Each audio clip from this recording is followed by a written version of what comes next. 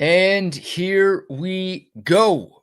Welcome in to another edition of Bucky and BK. Today is Thursday, July 16th, 2026. And the Buck and I are not with you for the next 2 hours. No Buck today. Joining me in his stead, a guy we've had on this show numerous times, a guy you've heard on this station numerous times, one of the best young talents we have on the Texas beat. Heck, you can remove the word young. He's just one of the best talents covering the Longhorns today. Evan Vieth of Inside Texas, InsideTexas.com, and the Inside Texas Football YouTube channel joining me here on a Thursday. Evan, really appreciate the time, man. How are you today? Doing good. BK, you always make it feel good coming onto the show. It's always a great intro. And sometimes we've joked about this before. I come into the waiting studio and Bucky's talking about the most random topic before I come on. So this time was a little more tame before we got into it. Oh my gosh. Yeah, you really never know what you're going to get on this show. And some of the conversations the Buck and I get into can go off the rails very, very quickly. So you're always professional and you keep us on track when you come on. So we appreciate that. Plenty of Texas Longhorn conversation to dive into. Evan covers all things Longhorns, but especially the big three on the men's side. So we'll talk Texas basketball. We'll get into Longhorn football. We'll talk some Texas baseball as well. So much to get into on the 40 acres. But as the Buck always says to start off every show, good day to the soldiers at Fort Hood, Texas, the soldiers in the state of Texas, and all those fighting for us each and every day all over the world. We appreciate y'all and everything you do for us, and we appreciate your families as well. The Buck, if you have time, if you're one of these kinds of guys or gals, please say a prayer for the Buck going under the knife today. Now, it was a planned procedure. It's a dental procedure. He's getting a few old teeth removed, so he's a little worried about it. He's one of those guys who gets dental anxiety, and look, you're going under for surgery. I think it's worth being a little spooked about that. But the Buck off today, off tomorrow. He'll be back with us on Monday, but I know he would appreciate your prayers if you are able to give them. All right. So, Evan, I mentioned it, man. I mean, you do a tremendous job covering all things Texas Longhorns, but I want to start with some Texas basketball. Obviously, 51 days away till Texas football. So much to preview with Steve Sarkisian's squad. But you wrote an article last week over at InsideTexas.com that was titled, Sean Miller just had the best offseason in college basketball. And you and I are both huge college basketball junkies. And, man, I mean, since the day I was born, I've wanted Texas to be considered a basketball school. And we've had some moments where it felt like we were on the cusp of becoming that. And then it just all kind of falls apart. But, wow, it really feels like the Longhorns have put together a pretty special roster going into year 2 of the Sean Miller era. I guess we'll just start with Marcus Spears Jr. because that's the most recent bit of news, and then we'll kind of go big picture and talk about expectations for the upcoming season. But just your level of surprise, your level of shock, and I guess your instant reaction to the number one player in the country reclassifying and choosing Texas for this season. I wouldn't say I was shocked that Spears chose Texas because it seemed like for the early parts of his recruitment, which, we thought this was going to be going on over a year and a half, not over a month when they were going to be coming in and getting him to officially get to campus. We thought that Spears would be someone that Texas would lean and have a good chance at because of the family connection, because, Marcus Sr. absolutely loves the University of Texas. And we've seen that when he's cheering on Kari and he's on ESPN talking about women's volleyball. And, that's an LSU family that's really adopted a different SEC school. And that's why we felt like Texas had an early lead. He had a good connection with Gooseby as well, Austin Gooseby, the fellow freshman in this class. But I did not think, BK, that this was going to be someone who was going to be committing and then reclassifying into a top 10 prospect in this year's class. They just dropped a picture yesterday, first reps of him getting shots up in the practice facility. And I don't know about you and the rest of the Longhorn fans, but it kind of hit me like, wait, this is actually happening. Like, we're going to see him playing basketball at the University of Texas this year. And, Spears, it might not be the first game, the first 5 games, even before SEC slate. And the nice thing is with the talent on this roster, he might not even have to start right away. But this is someone who's eventually going to ramp up into a really, really good player. And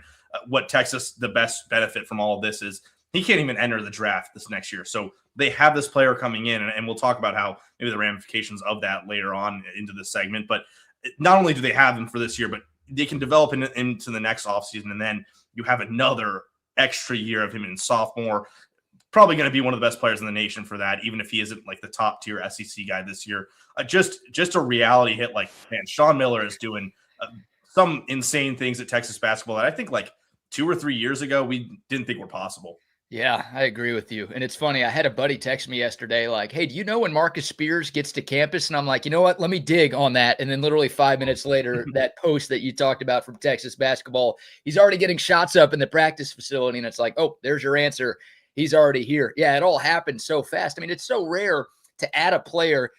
Obviously, we're not that close to the start of the season. We still have, nearly 4 or 5 months until game one gets here. But usually rosters are all finished by now. And if you do add somebody, it's kind of a stash developmental sort of piece. It's very rare you're able to add an impact or recruit like Texas did this late in the cycle. But yeah, it all comes together so quick. And I like what you talked about, Evan, because, usually when you're talking about a player like this, he almost has to be the savior of the program, right? Like I think of Trey Johnson a couple of years ago, where it's like, oh my God, yes, he's going to instantly be the best player. And if Texas is going to be good, it's going to be because Trey Johnson has to go for like 25 points a night. And he basically has to put the team on his back like Greg Jennings and lead Texas to any success that they have. With Marcus Spears Jr., you could kind of ease him in. It's one of those things where it's like, okay, he's a 5-star. He's one of the best players in the country. But also you've got to remember that he's 17 and he just turned 17 in April. So he's going to spend the entire year at that age. But yeah, the fact that you've got so much around him should make life so much easier for him that he doesn't have to put on that Superman cape from the moment he steps foot on campus. Yeah, and I think back to how Texas has recruited basketball and those one and done big time commits. And for a while in that Shaka era, it was a lot of those big men. Like you come in and some of them did last a few years, but there's also, a Mo Bamba who's just the very best shot blocker in college basketball. But he couldn't be the savior because you just need more than that on your team. And before the portal was a big thing, Texas just wasn't developing players as well as you'd hope. And at least when they did, they were losing in the tournament way too early. So you're now looking at a team that, in 2022, they did bring in 2 big-time recruits at the same time, Dylan Mitchell and Arterio Morris, and a lot of factors made it so that those two did not fully mesh and gel and create kind of a super duo of true freshmen. But since then, it's either been they haven't had those big-time freshmen, they've leaned into the portal, or it's Trey Johnson in kind of a lost season where he really does have to be the guy. You're right. Like, it's so nice that we can look at this roster and say, do either of them need to start this year, Gooseby and Spears? And if they do, it's because they earned those positions. And if they don't, it doesn't mean they won't be good. But you're looking at a backcourt where it could be, of course, Isaiah Johnson, but Mikey Lewis, right? He was a starting shooting guard at a good St. Mary's team last year. Elijah Freeman is maybe a better fit at the 3 with David Punch at the 4 for your forwards, and obviously Voki Titus at center. We're talking about that 7-man rotation of the 2 freshmen, those 5 starters, and then you still have Ogden and you still have Amari Evans and the big men who are back. It's just so what's so striking about this team is that it's so deep. There's so many different guys who, even if one of these transfers doesn't hit or one of the freshmen isn't quite out and ready to go immediately, there's so many guys that you can go to look for in scoring and situational basketball and a lot of lineup versatility. They're not flawless as a group, but we did not think we were talking about a team that was like top 8 in betting odds coming into the year to win the national title. And that's where we're at right now. Yeah, I mean, look, you've been a Texas fan for a long time. Do you think this is the most talented roster that Texas basketball has had, maybe in your lifetime? You think this is the best roster that we've had around here? Talented, probably the answer is yes when you're just looking at like who are the best raw basketball players and prospects going forward, because I think Spears, Gooseby, Voki Titus at a minimum will be playing NBA basketball and getting real rotation minutes in the future, and that doesn't even include a lot of these other guys. I think David Punch is going to be really good. Isaiah Johnson's going to be a very good college player. He might be too small for the NBA. I will say that the Elite 8 run when Beer had to be taken over for by Rodney Terry, that might have been the best college basketball team we've seen probably since DJ Augustine days or TJ Ford days or Kevin Durant. That might have been the very best one when it comes to just overall cohesion, having the right things in place. Carr and Timmy Allen, I mean, that duo was some of the most fun basketball you've ever seen at Texas. But we're talking about the guys who can be NBA players and are going to, be All-American candidates. I do think that this one has a run for its money. And what's so insane is that you could technically return every single one of these players next year. There's not a player who's aging out. There's not a player who's a clear top 10 draft loss after this year. Gooseby, maybe, if he has a good year. Voki Titus, probably, but that's two guys. And then after that, you can go and reload in the portal of freshman class again. It's, we can talk in circles, but just how insane this recruiting has been. And that's why, like, I really do think Sean Miller, that wasn't a clickbait post. John Shire had a great year in getting his team into the talent at Duke. Duke's got the most talented team in the nation, but it wasn't one offseason. It was a lot of recruiting over time. When it comes to just bringing in players this offseason, no one did it better than Sean Miller.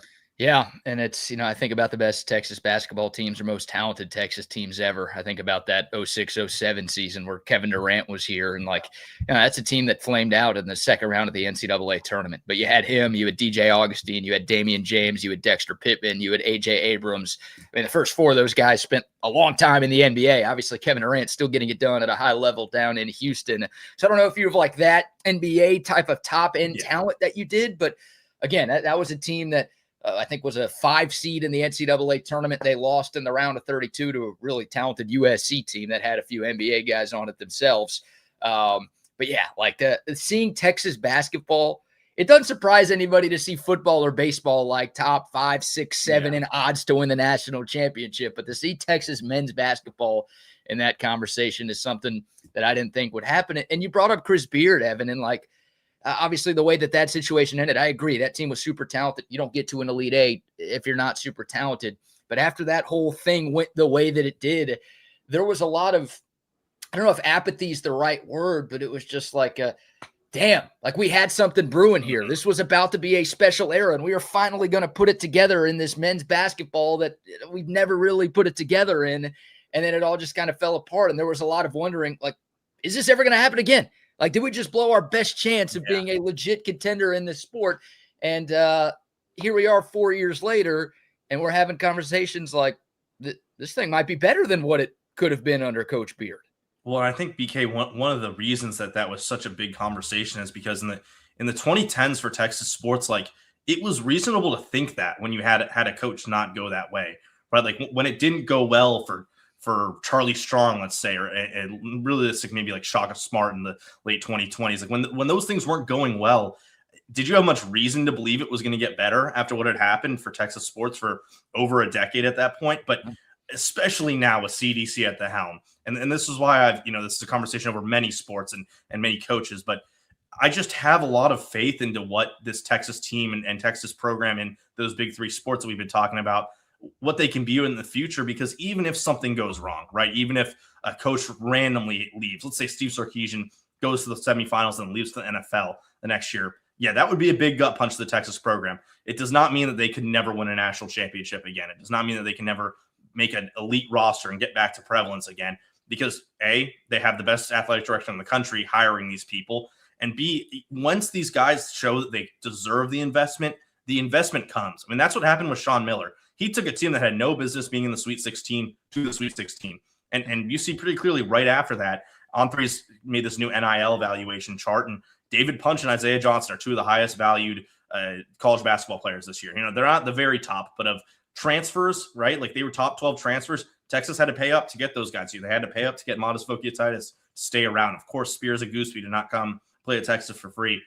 But when you have a coach that shows you that they deserve to be invested into, that team will get invested into. And CDC's kind of a low-key basketball guy. Like, he really does like basketball. So that's why you're seeing, right? Like, even with Beard, 4 years in the rearview window, and a lot of people, we still have guys on our message board going, I love what Beard was building on that team. Like, that it's quieter now than it was a year or 2 ago when it was, man, why do we get rid of Beard? But now it's a lot of, hey, dude, like, how can you look at what Beard's doing at Ole Miss and what Sean Miller's doing at Texas right now and think, yeah, I'd rather have Beard as the guy at my helm right now, even though he did beat him in the SEC tournament. Yeah, that was not a very fun one, but you're right. That was a rough time for Texas basketball, that exact date. Gosh, yep.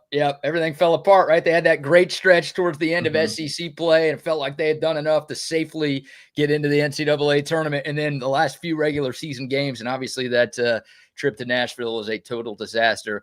But it's just crazy. I know you've written about this. I know we've talked about this. Like, if Texas doesn't make the tournament, none of this happens. If Texas loses to NC State, right, you don't get the heroics from Tremont Mark in the first 4 game in Dayton, none of this happens. But Sean Miller, it's funny because people think Sean Miller's a bad tournament coach because he's never been to a Final Four. Like he's got that stat that nobody really wants of the most wins of any active coach who's never made it to a Final Four.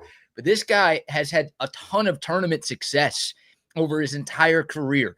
And, guys like you and I, the diehard college basketball fans are like, we want to win in November and December and January. But the reality of this sport is it's like nobody really cares what you do until March. And you can have an awful season, but if you go on a run as a 10 seed, an 11 seed, whatever, people are going to think you had a really successful year. So I think about how different this all could be if Texas had flamed out early in the tournament or just didn't get in altogether. And it's funny, like that's just the start. Like the Sweet 16 is obviously great. You don't take those for granted. We haven't had enough of those around these parts. But the fact that, no, that feels like the building block year, and there's a chance that that's the worst team Sean Miller has ever had or ever has at Texas is a really exciting thing about the direction of this program, not just for this year, but beyond as well.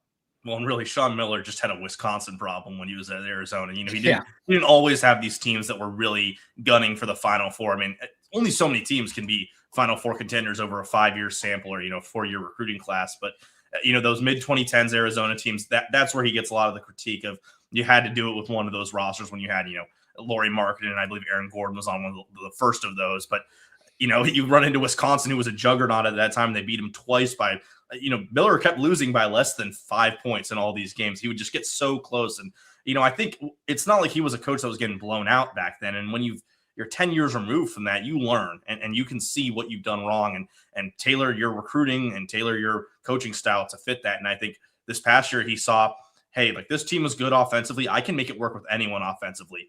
But defensively, it was going to catch up to us eventually, and it did. And they played a valiant game, but they didn't play a great defensive game. And I think now you're seeing a group of players that they're long, they're athletic. Not every guy is going to be some ace defensive player. Vokietitis needs to stay out of foul trouble. Johnson might get picked on a little bit, but these wings, I mean, they are going to be hounding the ball. I think of Freeman and Amari Evans from Tennessee, like those two in particular. Look out for the amount of effort they put in, the amount of steals that they're going to be generating, deflections, things of that nature.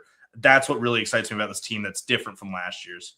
Yeah, you talk about self-scouting. I mean, anybody who watched last year's team knew this team couldn't defend you or me in a phone booth, right? And when they started playing their best basketball in the tournament, that was when they ramped up their defensive intensity. You don't want to wait until the tournament before you start playing a lick of defense. So, yeah, clearly a priority for Sean Miller with recruiting and obviously with the transfer portal. And I think the biggest key to why I'm confident in the coach, you talked about like he's obviously more experienced and more mature and he's learned a lot over the last decade. He doesn't have to wear a suit anymore. He gets to wear like a quarter zip and pullover and sweat. You remember like that guy, there are plenty of college basketball coaches who used to sweat through suits, but like it was a bit, it was a meme. It was. Every big game that Sean Miller coached at Arizona, like the jacket was off and he was totally sweating through the white shirts. You could just see giant stains like everywhere. And it got to him. I don't think he was comfortable on the sideline. So now he's got like the cool looking quarter zip that he gets to wear. And it's all this dry fit from Nike and KD. I think he's going to be more composed in these big game situations now. Yeah, that dry fit's the Texas coach brand now. Like Sark and him, they're always rocking those dry fit shirts. And yeah, that's a great point. That might be Miller's favorite part about competing at Texas is really good, high quality sweatwear from Nike. Yeah, that may have been the best part of COVID is like college basketball coaches like stopped having to wear suits. I think people realized how ridiculous it was. One thing COVID should have changed is baseball managers having to wear the entire baseball uniforms. That's a take that I have. It looks ridiculous to me that you've got like 50, 60, 70-year-old men dressing in the exact same garb that the actual players are wearing just to walk out of the dugout 3 times a game to make a pitching change. Every other sport kind of relaxed a little bit, and yet baseball is, I don't know why that bothers me so much, Evan, but it does. I kind of like it. It feels like they're part of the dugout. Like they're part of the team. Yeah. You see some guys like Max Wiener doesn't wear a jersey, right? Like he just kind of wears like a long sleeve, burnt orange, dry fit kind of thing. So some coaches get it.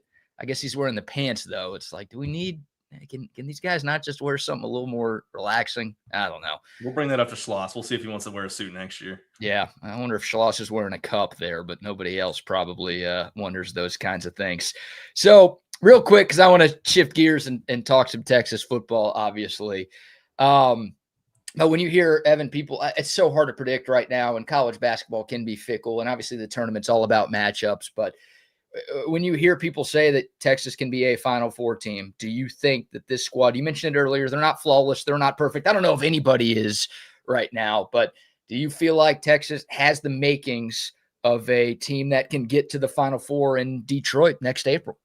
What I like about their chances this year is that, I think Florida and Duke really stand alone for me in terms of the talent and the combination of coaching and investment and standard. Like this is the same Florida team that won a national championship, bar Walter Clayton, and it's 2 years later, 2 years more experience for guys like Chinyelu and Hawk, and Duke has just some unreal talent that they're starting to lean into the portal a little bit better, but it's portal, it's returning talent. It's Joaquin Boomche, who is going to be the number 1 overall pick, probably the class that Spears comes out in. A really, really talented roster. And then you obviously can't cut out UConn, but I look at the rest of the teams in that, top 5 to 10 betting odds when it comes to who they think will be really good in college basketball. And it feels a little more manageable than it might have been in years past. Like, this year's Houston team does not quite look the same as it has under Kelvin Sampson. And especially in the SEC, like there's a lot of question mark teams. Alabama lost a lot. I'm not sure, Tennessee and Arkansas to make completely new rosters, and they've done a great job of adding the talent there. Texas had to make a completely new roster as well, but I think they had more talent just alone with Modest Vokietitis returning than Tennessee or Arkansas did, where they have their best players all going to the NBA, and you're seeing a team that has to rely on these true freshmen to really be elite players.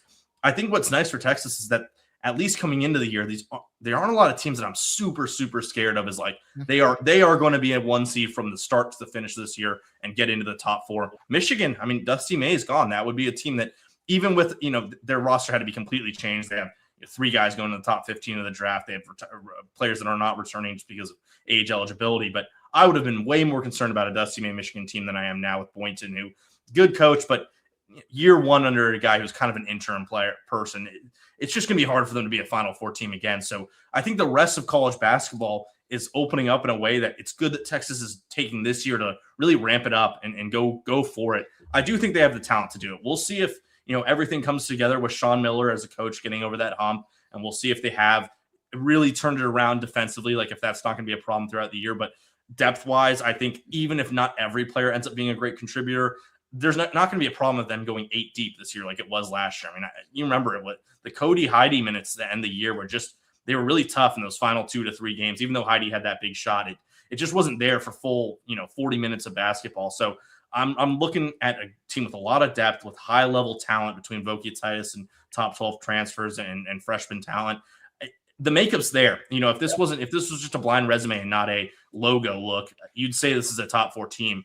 Will they get over that hump with Sean Miller at coach? Will it be, Texas basketball able to ever actually get to that level? I think this would be the year they could. I think next year would be a year that they could as well with this talent. So I'm buying it as a contender. We'll see how it looks in January and then, of course, in March. Yeah, you mentioned it. Texas can get everybody from this year's team back next year. And that doesn't require the 5-for-5 rule change, by the way. There are no fourth-year seniors on this squad. So not only are they built for this year, but they're built for the future. And a couple of months ago, it's like, oh no, Cam Heidi's leaving. Oh no, Nick Cody's leaving. What are we going to do? I think they got guys just fine. And I love this. Two more things to kind of put a bow on this. A great sentence or a great paragraph from your article about Sean Miller and the offseason Texas had. You wrote, think about where Texas was just a year ago after Rodney Terry's firing. A pieced together mid-tier SEC team just hoping for some relevancy in the early period of what could be a long rebuild for new head coach Sean Miller. Now they are 7th in future odds to win the national championship. That's how quickly this thing all turned around. And then you really want to drink some burnt orange Kool-Aid right now. I'm looking at Joe Lenardi's. I mean, there's way too early stuff. This is way, way too early bracketology for next year. He's got Texas as a 2 seed, and the South region, Evan, will be played in San Antonio at the Alamo Dome. So if you get a top 2 seed, sometimes it goes to the 3 and the 4, but if you get a top 2 seed, they usually geographically place you closer to wherever your region is. So there are regional games that will be first 2-round games in Fort Worth this year. And then the Sweet 16 and Elite 8 in the South region are in San Antonio. So you got to care about the regular season this year because that's what's at stake. You could have, we saw it with Texas women's basketball last year, getting to play all their games first couple of rounds at Moody. Then they went to Fort Worth for their path to the Final Four. For the Texas men, it could be Fort Worth to San Antonio to get to Detroit. So that's, again, a lot of y'all. Advantage. I'm telling you. Hey, we've won a lot of Alamo Bowls in San Antonio. So why They're not? Used to it. Yeah, exactly. Yeah, shoot. Thank God. That's the best part of being out of the Big 12 is that we don't have to deal with that bowl game ever again. So there you go. Plenty to be excited about with Texas basketball. What an offseason it has been. Evan Vieth of Inside Texas and InsideTexas.com joining me here. The Buck is out today. He'll be back with us on Monday. We'll shift gears and get to a little Texas football in a moment. But first, a couple of sponsor shout-outs to give some love to. We'll start with audiovisual consultations, getting excited for college basketball season. But, hey, maybe more importantly, we are 51 days away from the return of Texas football. You got to make sure your home TV setup is ready to go for the start of the season. AV Consultations has been hooking up Central Texas since 1988. Custom screens, custom home theater rooms. If you want the man cave, I've got 4 TVs on one wall. If you want that type of setup, AV Consultations can make it all happen. Go to their website, avconsultations.com. Check out the gallery of projects they've done over the last nearly 4 decades here in Central Texas. And when you're ready, make the call. I mean, you want your home to be the place to be for friends, for family, most importantly for yourself all season long. 512-255-8678. That's 512-255-8678. Shout out to our friends at AV Consultations, and also some love to the Altstadt Brewery, the best brewery in the state of Texas. Not just my words. It was actually voted that at the Texas Craft Brewers Cup back in February, and they are putting out great beers all the time. You don't have to go to Fredericksburg to get the Altstadt beers. They've got them available wherever you shop for beer, your local liquor stores, grocery stores, bars, and restaurants. Wherever you go, you deserve the best. You go through a lot in this life. Make sure you reward your taste buds with Altstadt. They've got the German-style lager, the Kolsch, the Hefeweizen, the Pils, the light beer, something for every palate out there. And every Altstadt is brewed without any unnecessary sugars or additives or filler ingredients. You could taste the difference. Also, you could feel the difference the next day. It's my beer of choice. It should be yours as well. It's Altstadt beer, no impurities, no regrets. And some love to Sue Patrick, rocking a Sue Patrick Texas baseball lid. They got the best selection of Texas Longhorns gear that you can find. So you're getting ready to gear up for the season, for your tailgates, for your watch parties, for game day. Go to our friends at Sue Patrick, 5222 Burnett Road. They've got the hats. They've got the polos. They've got the Arch Manning jerseys. They've got the T-shirts. They've got the flip-flop. They have everything your burnt orange heart desires. Again, shop in store. They've got free parking, tons of parking spots available. It's not like the chicken coop down near campus where you got to pay and park in a garage and then walk far. Sue Patrick, tons of parking. And again, you could shop online at SuePatrick.com. They've got free shipping on online orders over $59. All right, back into the Texas Longhorns conversation. Evan Vieth of Inside Texas filling in for the Buck today. Let's talk some Texas football. Again, 51 days away from the start of the season. I guess we'll just fast forward to next week, Evan, before we talk about some of the things that we expect to see from the Horns when we get to the fall. But 1 week from now, Texas will be taking the podium, if you will, at SEC Media Days in Tampa. The Longhorns, the last of the 16 teams to go. It's a 4-day event, 4 teams per day. They're saving Texas for Thursday afternoon. We found out earlier this week who the Longhorns will be bringing, but I guess just big picture, whether it's from Sark or Arch or Colin Simmons or Trevor Gooseby, what do you want to hear? What are you looking forward to hearing from the Texas contingent next week in Tampa, Florida? I'm so interested in the O-line this offseason and how it impacts this team. It's just been one of the positions where you'll see people tweeting about Texas, and especially the biggest truthers who are national about college football, who don't look in week to week like our your viewers and our viewers at Inside Texas, and they kind of ask, like, where's the flaw? Like, where is the position that you're going, I don't like this? And I think it's actually kind of a fair question, because on paper there really isn't one. Like, maybe linebacker, there's not a lot of size in that room.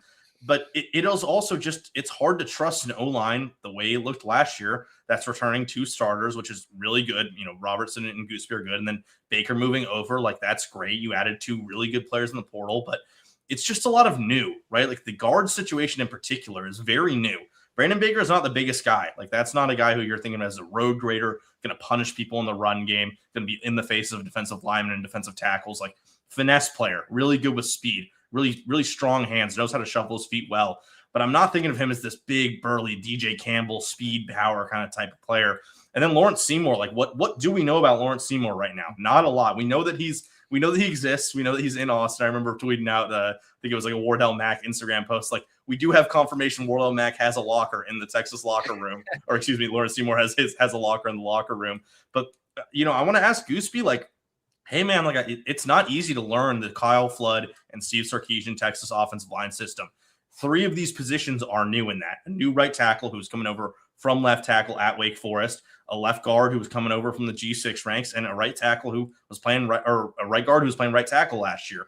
That's a lot of new, and this was a problem last year. The offensive line was clearly not very good, and I don't think Gooseby anymore is going to be the guy who's going to say, no, it's not great. Like, I think he would admit that at this point in time. So what does it look like when all 5 of those guys are together? What is the transition period been with Seymour? How does he look? Is he there with the physicality?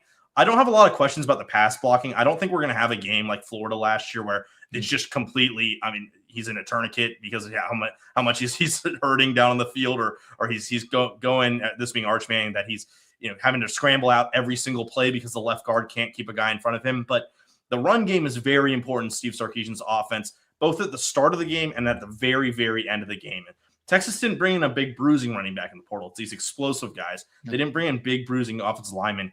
Can Texas finish games off? And so that's where the question to, Gooseby can't tell you the answer to that question right there, but he can give you hints about how the O-line is progressing. And I do just want to see, like, what's his tone of voice? How does he talk about Seymour? Is Seymour a leader early on? Is that someone who you're feeling that 6-year experience? Is he still having to kind of learn through the curves? Is there someone that maybe isn't Seymour that we're looking at left guard? How is Kojo doing?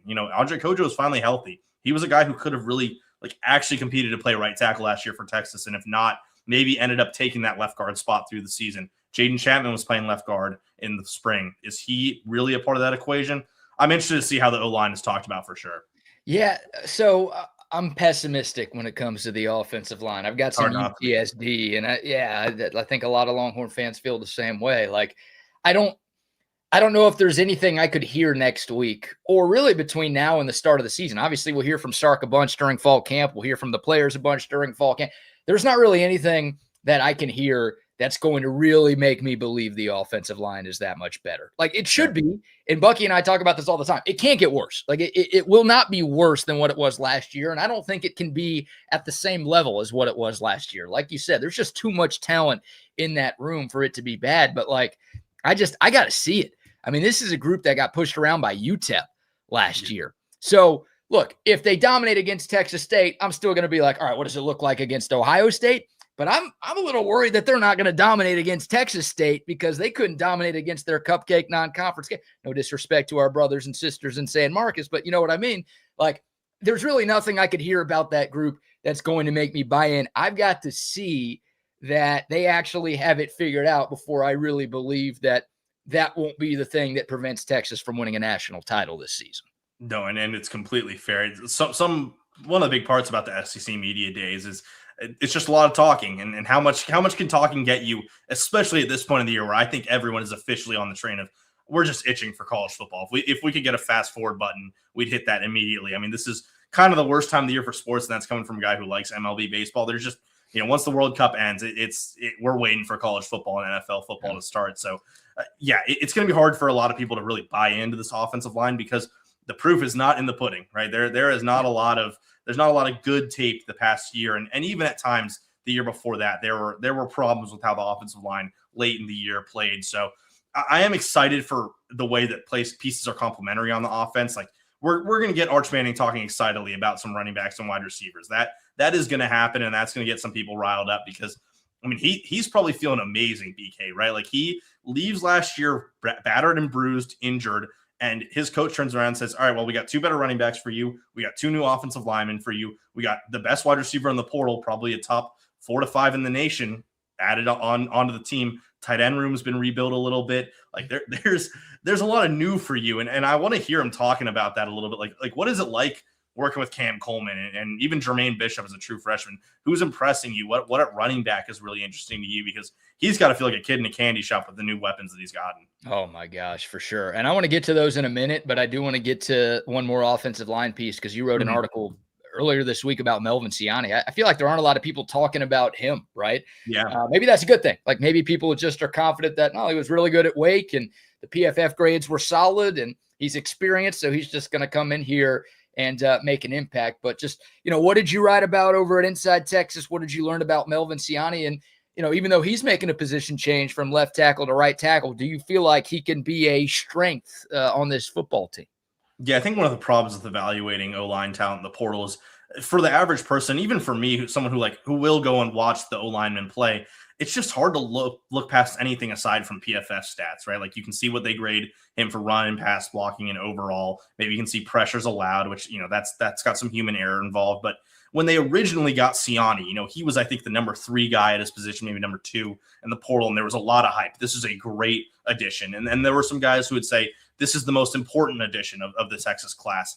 And then it just gets quiet because that's what happens with offensive linemen as you go through the spring practice and what you're hearing about the team. You care more about the skill position players or on defense. But then it was kind of funny that, Landon Tangwell, who does a really good job talking about O-linemen on Twitter, he's a former Penn State O-lineman, college football analyst, a guy I've talked to a lot about offensive line. It kind of made a little tape breakdown of Melvin Siani that got some buzz around the Longhorn Nation. I joked in my article, like, would you believe that Melvin Siani was the most talked about Longhorn yesterday? Because he was, and he made some good points about like, hey, this guy is a good pass blocker. Really, what worked for him was the run blocking, and there's some really, really excellent tape of him, especially anticipating linebackers, getting out of his stance and knowing where to go, not going to the linebacker, going to where the linebacker should be if the running back is going to take the counter pull or an outside zone look.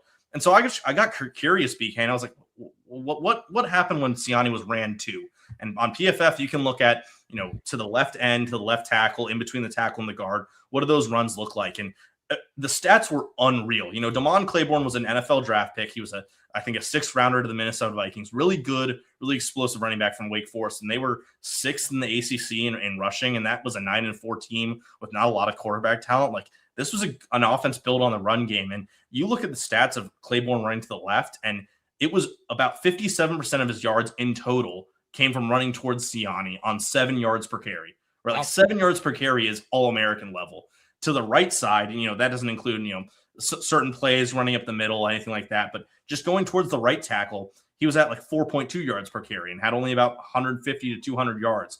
It's just a huge difference. And you can tell that Wake Forest built their run game off of one person, and it was their left tackle, Melvin Siani, who is now a tackle at Texas. And he's playing at a position at right tackle where that's almost a skill set you prefer more at right tackle. You want the true run guy to be the guy going to the right side, not the blind side blocker, especially working with Baker. Like, I think that's a really good combo where Siani brings a little bit more of that big burst and big push on the offensive line. And if Baker's not quite there and he's more of a pass blocker at right guard, that's also fine because you have Siani there who might need a little bit more help from his right guard in the passing game. And that's coming from a guy with an 80 PFF grade as a pass blocker. I'm just really excited for how he could look because if things go right and that transition to the right tackle isn't a problem, we're talking about probably the best run blocker on the team being imported from the portal, from a team that really ran the ball well to his side. So you're looking also the running back type. Like Claiborne's a lot like Smothers and Brown. Like he was a 4-3-7 running back.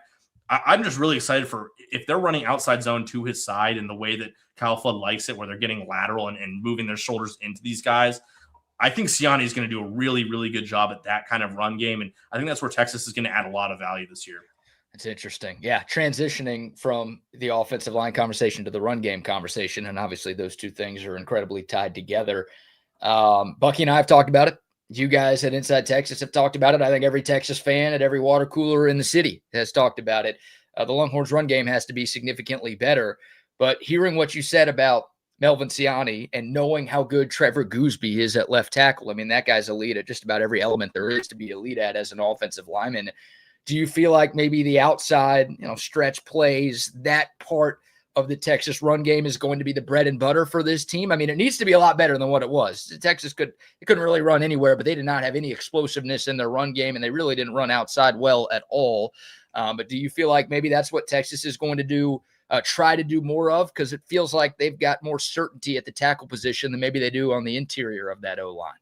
Well, it's funny. I do think they did run it well at times. They didn't lean into it a whole lot. Like I think of the Oklahoma game, like Trey Wisner was dominating on pretty much every play being an outside zone. I mean, they would just kind of move the O-line laterally to the left or right, and he would be patient and move and then find a crease. And sometimes that would actually lead to him getting through players and running off. But the big problem last year that made it hard for the running back analysis was, yes, the O-line didn't help the running backs, but you had to be able to look past the O-line and say, there wasn't a lot of, the problem with Wisner and Baxter was they both weren't staying up after contact, and they also weren't, when they were untouched, taking these big explosive plays and really turning a 10-yard gain into a 40-yard gain or a 30-yard gain into a touchdown down the field. So you look at the difference between that and what Smothers and Brown give you. I think, personally for me, I think a lot of people have gone over the Brown train as he's going to be the RB1. I still, from the moment he was added to now, think that Smothers is the better back of the two. And that's not to say Brown's not good, but I think he's a little bit better of a back. I think he's more polished. And I think for outside zone in particular, where what you're asking the running back to do is patiently wait as you run to the outside, keep your leverage, keep your speed, but then eventually find the one hole, whichever offensive line opens you up the best. You have to pounce on that. That is where Smothers is a little bit better than Brown, moving laterally and using his agility to find that crease and then eventually bursting out for a big gain. I think of the Texas A&M game where they were able to kind of get some inside zone runs that ended up going for long yardage. And Wisner, the one play where he broke out for about 40 yards. And I look at the personnel they have now, and if they just block that the exact same, that will be a touchdown this year. That's a touchdown when you have Smothers and Brown's speed. And they were top 10 in the nation in pretty much every efficiency metric when it comes to explosive plays and the amount of yardage and the amount of percent of time they're getting explosive. So I'm just so excited for how that looks, especially early on. Like, I think there's going to be one play against Ohio State where one of them is going to break through and they have either maybe it's a screen. I think Brown's going to be really good in the screen game, especially one of those type of plays where they just run past the defense. And Texas fans will go, we haven't seen that in 2 years, right? Like kind of with Jaden Blue. Like Blue had those plays, but Blue was almost a little better at, his juking game in the open field and the passing game. But True getting the ball out in the open and sprinting past the defense, they haven't had guys like that in a long time. And I think that's just going to be the biggest difference in this year's team is those kind of run plays are going to come at a much higher clip. And, Steve Sarkisian needs explosive plays to win football games. That's how you get explosive plays. Yeah, maybe an impossible question to answer right now, but do you think it'll be a pretty even distribution of carries between those two guys? Is it going to be, Sark and Jabbar Jaloop just riding the hot hand? Hey, who has it this week? That's the guy we're going to go with. Like, it's a first world problem. We're crying from a yacht here. You've got two first-team all-conference running backs from last season in the same running back room, but how do you, kind of balance out the carries and the workload with those two guys? I'd expect early in games for them to maybe trade series, right? Like Smothers maybe gets the start, but Brown is out there for the next one, and maybe they spell each other for one play here or there. Niblett comes in. Remember, Derek Cooper is there as well. Yeah. He's going to get his touches, and I have hope that he could be that kind of goal line, real tough, get you that yard back for them. But I do like the idea, BK, that you brought up. Like, what's the problem with just riding the hot hand in these games? If one of them in the first 5 carries is off for 35 yards and one of them only got 12, let's lean into the one that's running a little better. Their legs are turning a little faster. They felt the open wind and the open space for them. That's what's so nice about Texas is that they don't have to lean into one of these guys and plan out a 50-50 split, or maybe one is at 45 and one's at 40 and then Cooper's at the extra 15. They can just ride whoever's doing well. And that's going to lead to some games where, Smothers is going to have 150 yards and Brown only has 50, or the other way around. Brown is the one who's going off for a crazy amount of yardage and Smothers just kind of there for short yardage or a few plays here or there early on. But that's just what's so nice about bringing in both of these guys and taking Smothers from Alabama. It's just so much more of a luxury to have two of these types of players, where last year they didn't even have one of them really. Right. Yeah, it's crazy. I think once Texas brought in Raleek Brown, everyone's like, all right, here's our guy. And then nice. Hollywood Smothers was committed to Alabama. I think people forget, and transferred from NC State, but he was committed to Bama. And like, it feels different from high school recruiting. Guys flip all the time in high school, but the transfer portal window happens so fast. It's usually like, all right, a guy commits somewhere, that's where he's going to sign. Often it happens on the same day. He just commits and signs and boom, there you go. But yeah, Hollywood Smothers, the fact that Texas was able to flip him away from Alabama is huge. It shows that Steve Sarkisian clearly prioritized getting this running game fixed. And I agree. Like, the offensive line was not good enough last year, but also the Texas running backs left a ton of meat on the bone. Trey Wisner was the rival reaper. I mean, whenever OU or A&M was on the schedule, we know he dominated, but in some of the other games, look, he was banged up last year too. Maybe that was a part of it. CJ Baxter coming off the knee injury, maybe that was a part of his struggles. But now Texas needed to totally revamp that running back room, and they did just that. And you brought up Derek Cooper, Evan.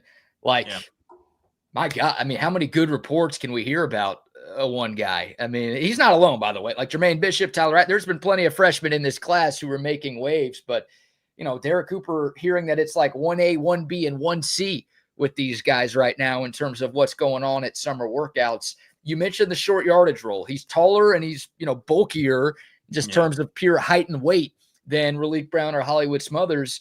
Is he one of those guys that like may be too good for Steve Sarkisian to leave on the sideline, even though your top two dudes are really talented?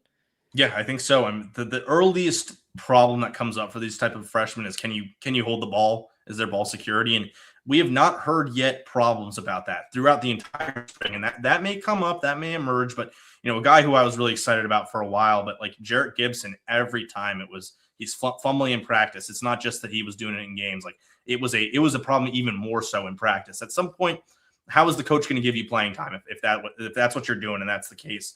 Yeah. If Derek Cooper can keep the ball off the ground, he is just too naturally talented to leave off the field sometimes. And I think that's the same with Jermaine Bishop. And I don't think it's week 2.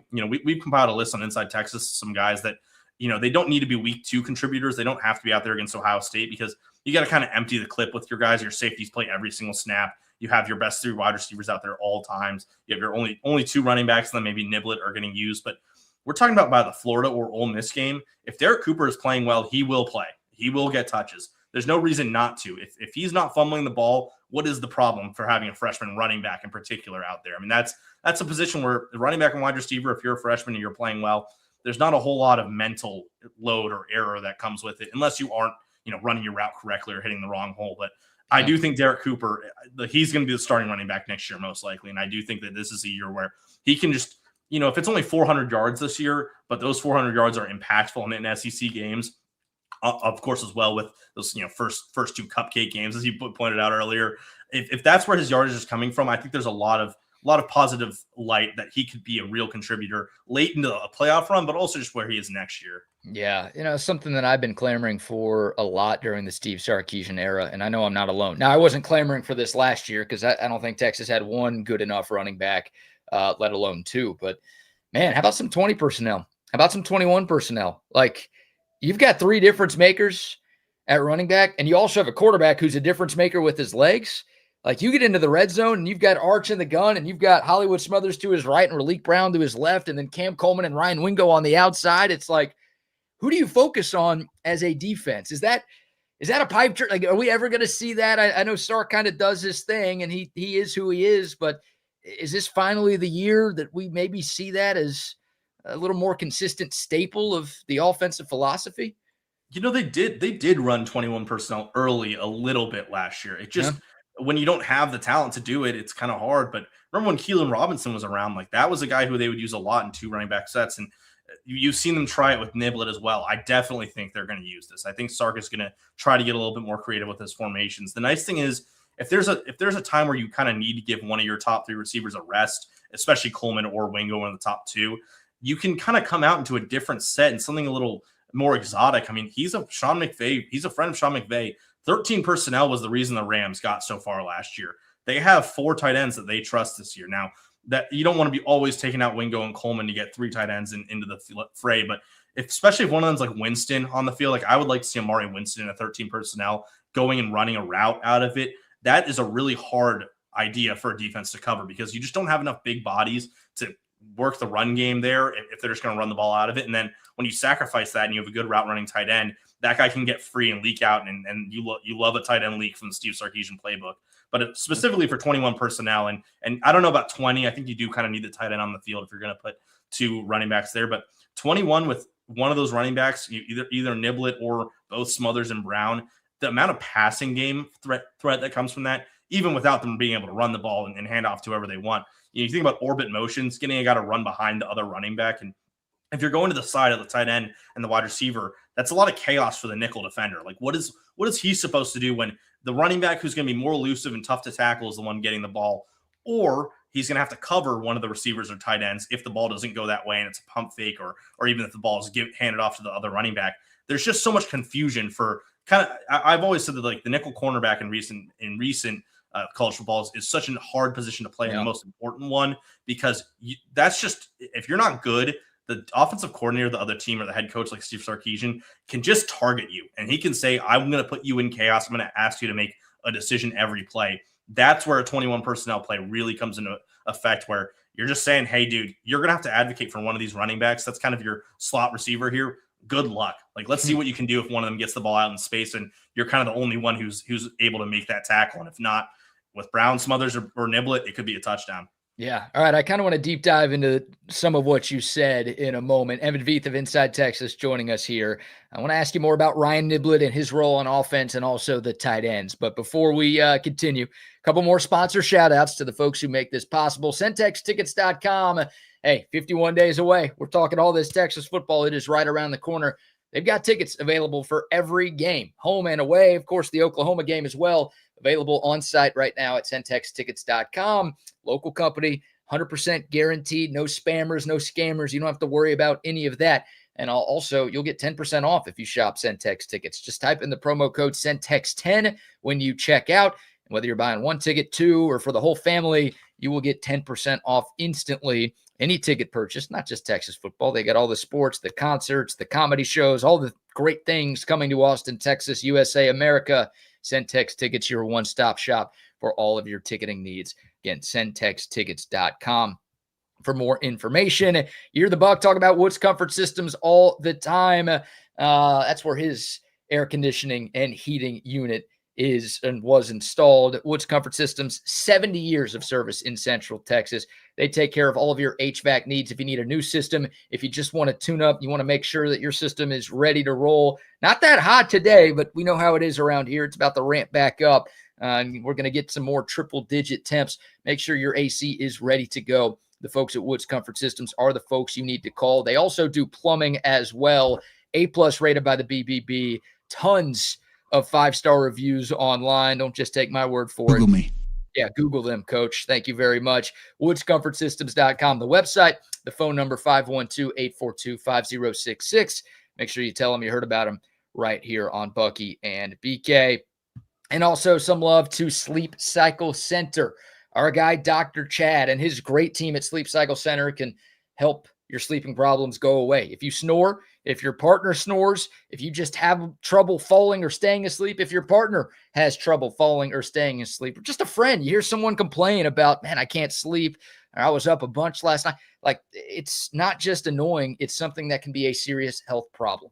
More than 22 million Americans have undiagnosed sleep apnea, and people lose their lives. NFL Hall of Famer Reggie White lost his life in his sleep due to undiagnosed sleep apnea. Dr. Chad himself lost his own father due to undiagnosed sleep apnea. It's why he's so passionate about fixing any sleeping issue. He doesn't want you to go through what he and his family had to go through. 2 Austin area locations, sleepcyclecenters.com to schedule your free consultation. And if you mention Bucky and BK, you're going to get $100 off an at-home sleep study. Don't mess around with your sleep. Get it taken care of with our great friends at Sleep Cycle Center. A good night's rest begins here. All right. Evan Vieth of Inside Texas and InsideTexas.com and the Inside Texas Football YouTube channel. Am I missing anything? I feel like those are the 3 places to find you, right? There you go. Yeah, I think that's right there. Also, Evan Vieth on Twitter. You can follow on Twitter. him, there you go. Yeah. Personally there as well. So a couple of things that you brought up that I really want to deep dive into. And, you know, Bucky and I have talked about both of these things a lot. Ryan Niblet, we'll start with him. An electric punt returner. He should have been first-team All-American as a punt returner last year, a game changer. I mean, Texas maybe goes 7-5 last year without Ryan Niblet instead of 9-3, and obviously with that 10th win in the bowl game. Just a total difference maker and game changer and huge returns at the most opportune times throughout the 2025 season. We know how good he is as a special teamer, but the question about what type of role can he have and what type of role should he have on offense. Like, on one end, it's Well, we know how good the guy is with the ball in his hands. You want to get the ball in his hands more. On the other hand, it's like, well, you also have Cam Coleman and Ryan Wingo and Raleek Brown and Hollywood Smothers and Jermaine Bishop and all of these other weapons on offense. So do you want to take one of them off the field for a guy in Ryan Niblett who has played like 18 different positions since getting to college? What's your thoughts on that? What type of role should Ryan Niblett have? Should he be a special teams only guy, or would you like to see him maybe more involved with the offense than he was in 2025? Well, you were alluding to it, but one of the problems last year, and I think if you have true serum and tell Steve Sarkisian and his staff, like, what would you have done differently with Ryan Niblett in the offseason? He probably would tell you I would have been way more focused on just letting him play running back, and eventually, like earlier on in the year, really leaning into him playing that position, because he was playing nickel for them, right, in the spring last year, like that, which is crazy to think about now in retrospect with how good he was with the ball in his hands. But Niblett is not, I don't think he's ever going to stick at receiver anymore. Like that's just kind of past it. But running back is a good position for him because, yeah, he's not going to be some guy that can get in between the tackles and really grind out yardage. But obviously that's not what they're asking him to do. What you can do with him is find ways to get him active in the screen game. He can catch the ball better than any running back you'll find because he was recruited as a wide receiver. Like that is part of the scouting report with him, is if he's coming out on a Texas route, like an angle route, or trying to get out into space in the flat, like there were some plays last year where Trey Wisner got thrown the ball in the flat, and he did do a good job in some of them. I think of OU, but other times where it was just kind of a 3-yard gain. And if that's Ryan Niblett there, if they had him a little more involved in the offense, maybe you're breaking that off. And in the phone booth, he's able to shake off a guy who's coming to tackle him, and that's turned into a first down or even more. I think now that he's been playing in the offseason as a running back for a full year now, and really like a year and a half if you're counting the fall last year, there's a little more comfortability with him being in the backfield, and for Arch Manning to have him right there. And he's a leader on the team, so he's one of the smarter players on the offense. That's an asset to have with him there. Like, he's not someone that's going to run the wrong route or go to the wrong hole. I think right now you can be a little bit more confident in him coming in. And obviously he's not part of the first 5 guys that you think about on the offense when you're talking about skill position players and guys who are going to be on the field the most. But we're talking 10 to 15 snaps a game. And one of the big problems last year as well was that in those snaps, it was less than 10 to 15. He always got the ball. It felt like he knew exactly where the ball was going. Using him more in a disguise role, where we talked about 21 personnel already. If he's going out to the right and the teams are like, hey, look at that guy, he's going out to the right. Cam Coleman, if the safety's cheating up, like down the field, if they're cheated up a little bit in the box, especially with those 2 running backs, or if he's just in the backfield as the sole running back, and you get a kind of a confusing look where you hand the ball off to him when you might have thought he was going to go somewhere else and the defense is off balance going to that side, that's where Niblett can get you. He needs to be more of a disguise piece this year than he was last year, for sure. I mean, I think that's the first point that you have to make, is every time he was on the field, it felt like he got the ball, and sometimes that was magic. Like, you think about the Vanderbilt punt return formation where they had the whole offensive line on the left side just running down the field with him, and it was a punt return down the sideline. Yeah. But there needs to be more ways where it looks like he's going to get the ball in that way, and then they go and turn around and Ryan Wingo is open, or Emmett Mills has got a first down, or Cam Coleman's a deep shot. That's where I think they can most emphasize him this year. And, of course, getting the ball in his hands. Like that's another, we can go down the list, BK, but it's 3 running backs we've talked about: Coleman, Wingo, Mosley, and I'll add Jermaine Bishop there, of guys who I just can't wait to see the ball in their hands and how they work after the catch. So there's only so many touches you can advocate in the offense, and that's why I think when he comes in, it almost needs to be a little bit more, hey, we'll get you your touches eventually, but let's use you in a way that opens up other players to see it open. Oh, I think you hit the nail on the head, Evan. I mean, and Bucky has talked about this a lot. It ticked him off so much. It ticked me off last year too. Like, every time number 21 was on offense, it felt like the ball was going to him. Yeah. And if, you and Bucky are smart football minds, I'm an idiot. But like, if just someone sitting on their couch knows that, like, you don't think these opposing coaches paid millions of dollars who spend all of their time scouting this stuff knows that? Like, I thought it was ridiculous how predictable. I don't want to say like the entire Texas offense was. I wasn't as down as Stark, the play caller, as other people were. I think sometimes play callers get too much blame for players just not doing their jobs at a high enough level. But every time Ryan Niblett was on the field, it felt like he was getting the ball like that. That just cannot happen. So I would be perfectly fine if Ryan Niblett did not play a snap of offense this year. Really? Now, again, he's electric. He's a game changer. But like, I want to make sure that dude is healthy as a punt returner. And like if he plays 5 snaps a game on offense, and this is such a chicken, what way of thinking, but if he got hurt on offense and he couldn't return punts and you kind of lose that difference making element on special teams, how ticked are we going to be? It's like, really, you couldn't go with all of these receivers and all of these running backs that you had. You felt like you had to get Ryan Niblett on the field and this, or if Ryan Niblett fumbles, forget the injury. If he fumbles on offense, it's like, really, like, can you stop trying to make this guy something? Can you just leave him where he's? Hey, Devin Hester is a Hall of Famer. You can just be a return man and be really, really good. You don't have to try to Cavante Turpin, Ryan Niblett here. So I don't expect that to happen. I think they're going to try to put him in on offense. I like your thought about when he is out there, you have to make him a decoy at some points. But, man, there's enough talented guys on the offensive side of the football that weren't playing defensive back last spring that I think are worthy to try to force feed the ball a little bit more to than Ryan Niblett.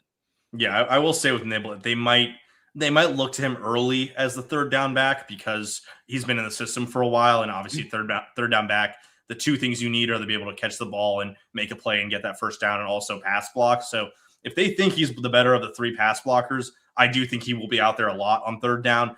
But as the year goes on, I'm not gonna say no to your thought where, like, if Smothers and Brown end up being good pass blockers and they showed their effective catching the ball, unfortunately for them, like a lot of Smothers at NC State, his pass catching responsibilities was every single pass play, you go to the flat. That's where you go. You don't block a lot. You just kind of go over there, and if we dump the ball off to you, great.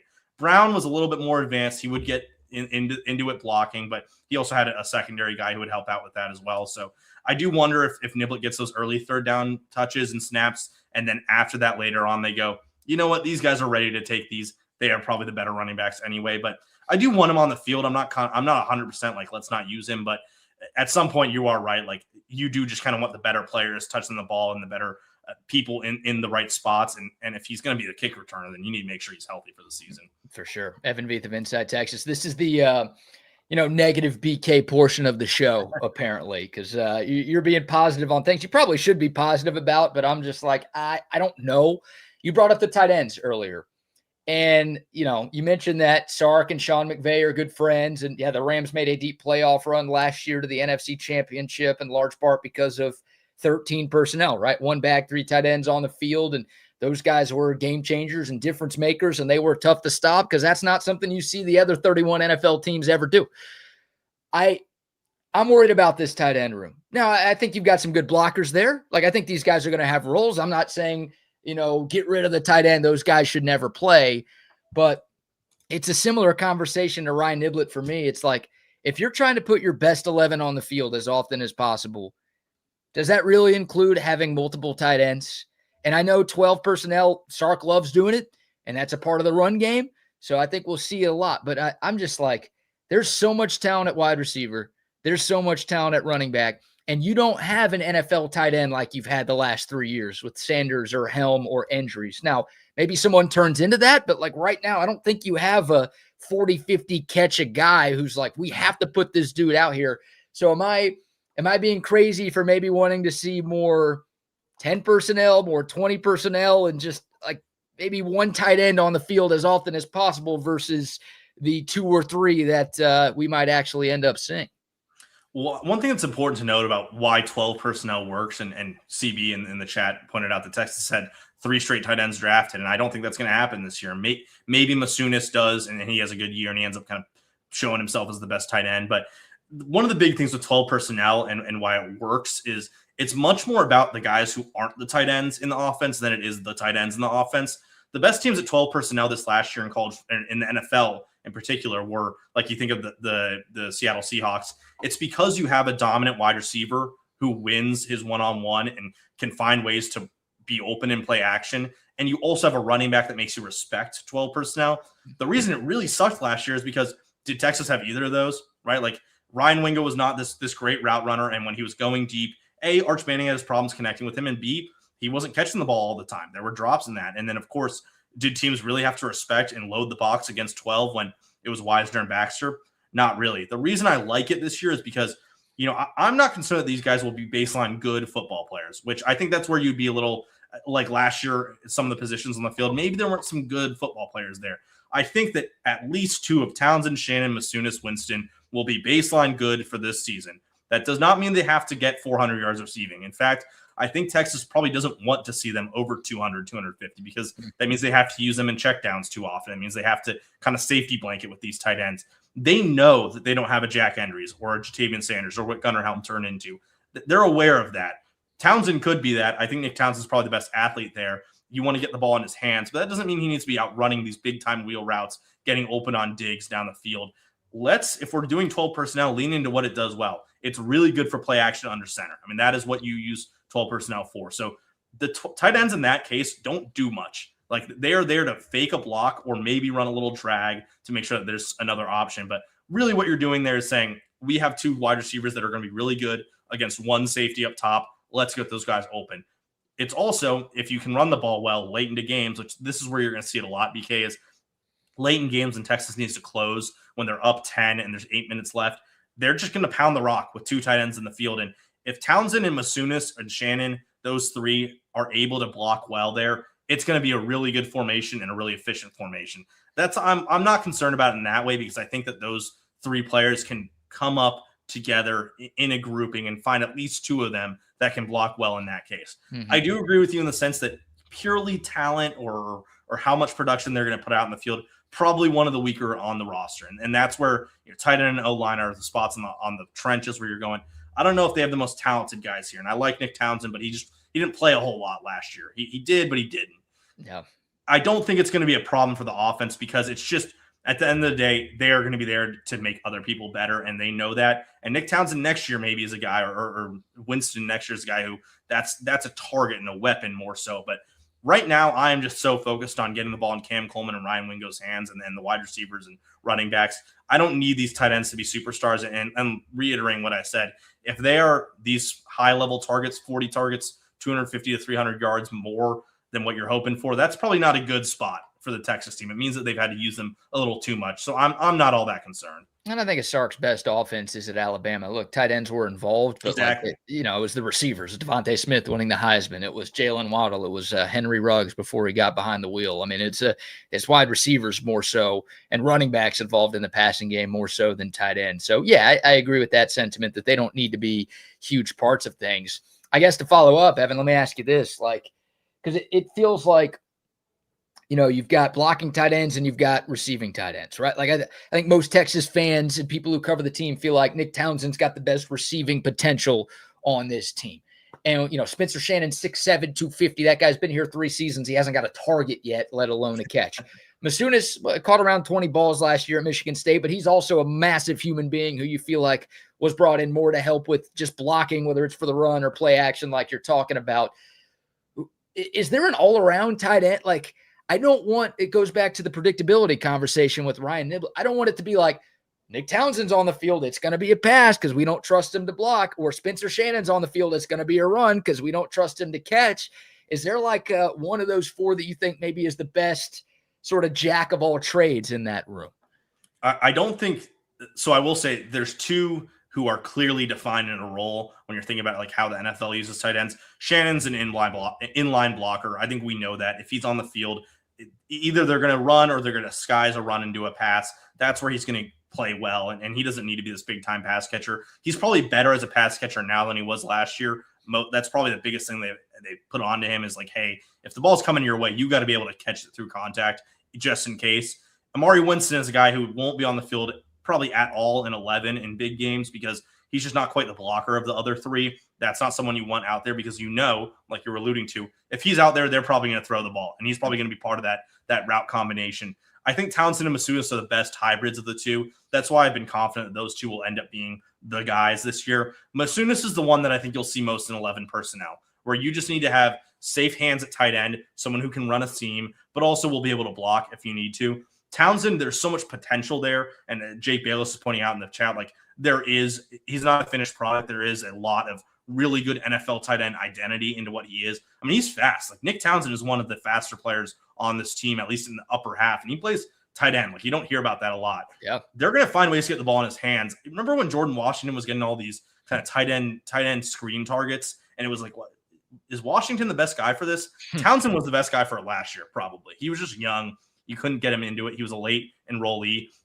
I think you're going to find ways for Sark to get the ball in his hands a little more unconventionally than you think about with tight ends. And if he's able to do that well and make defenses think about him as a screen catcher, or even, get him the ball in a reverse the way they did at the goal line, that will be a huge asset for this team. I do think when you look at the end of the year after 12 games, the snaps will be mostly in favor of Masunis and Townsend. And I think those two are the most hybrid players in this team. They will be able to play an 11 the best. But don't discount Shannon as a 12 personnel blocker. And if Winston is the best pass catcher and they end up needing that near the end of the year, he will also play a lot. I just think he might be more of a 1 year away guy.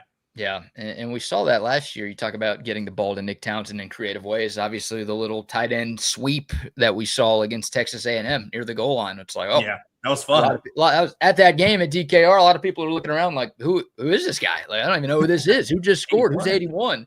Owen obviously caught the Aggies by surprise, and it was a nice play for Texas. So, yeah, that could be the type of thing that we see with Nick Townsend.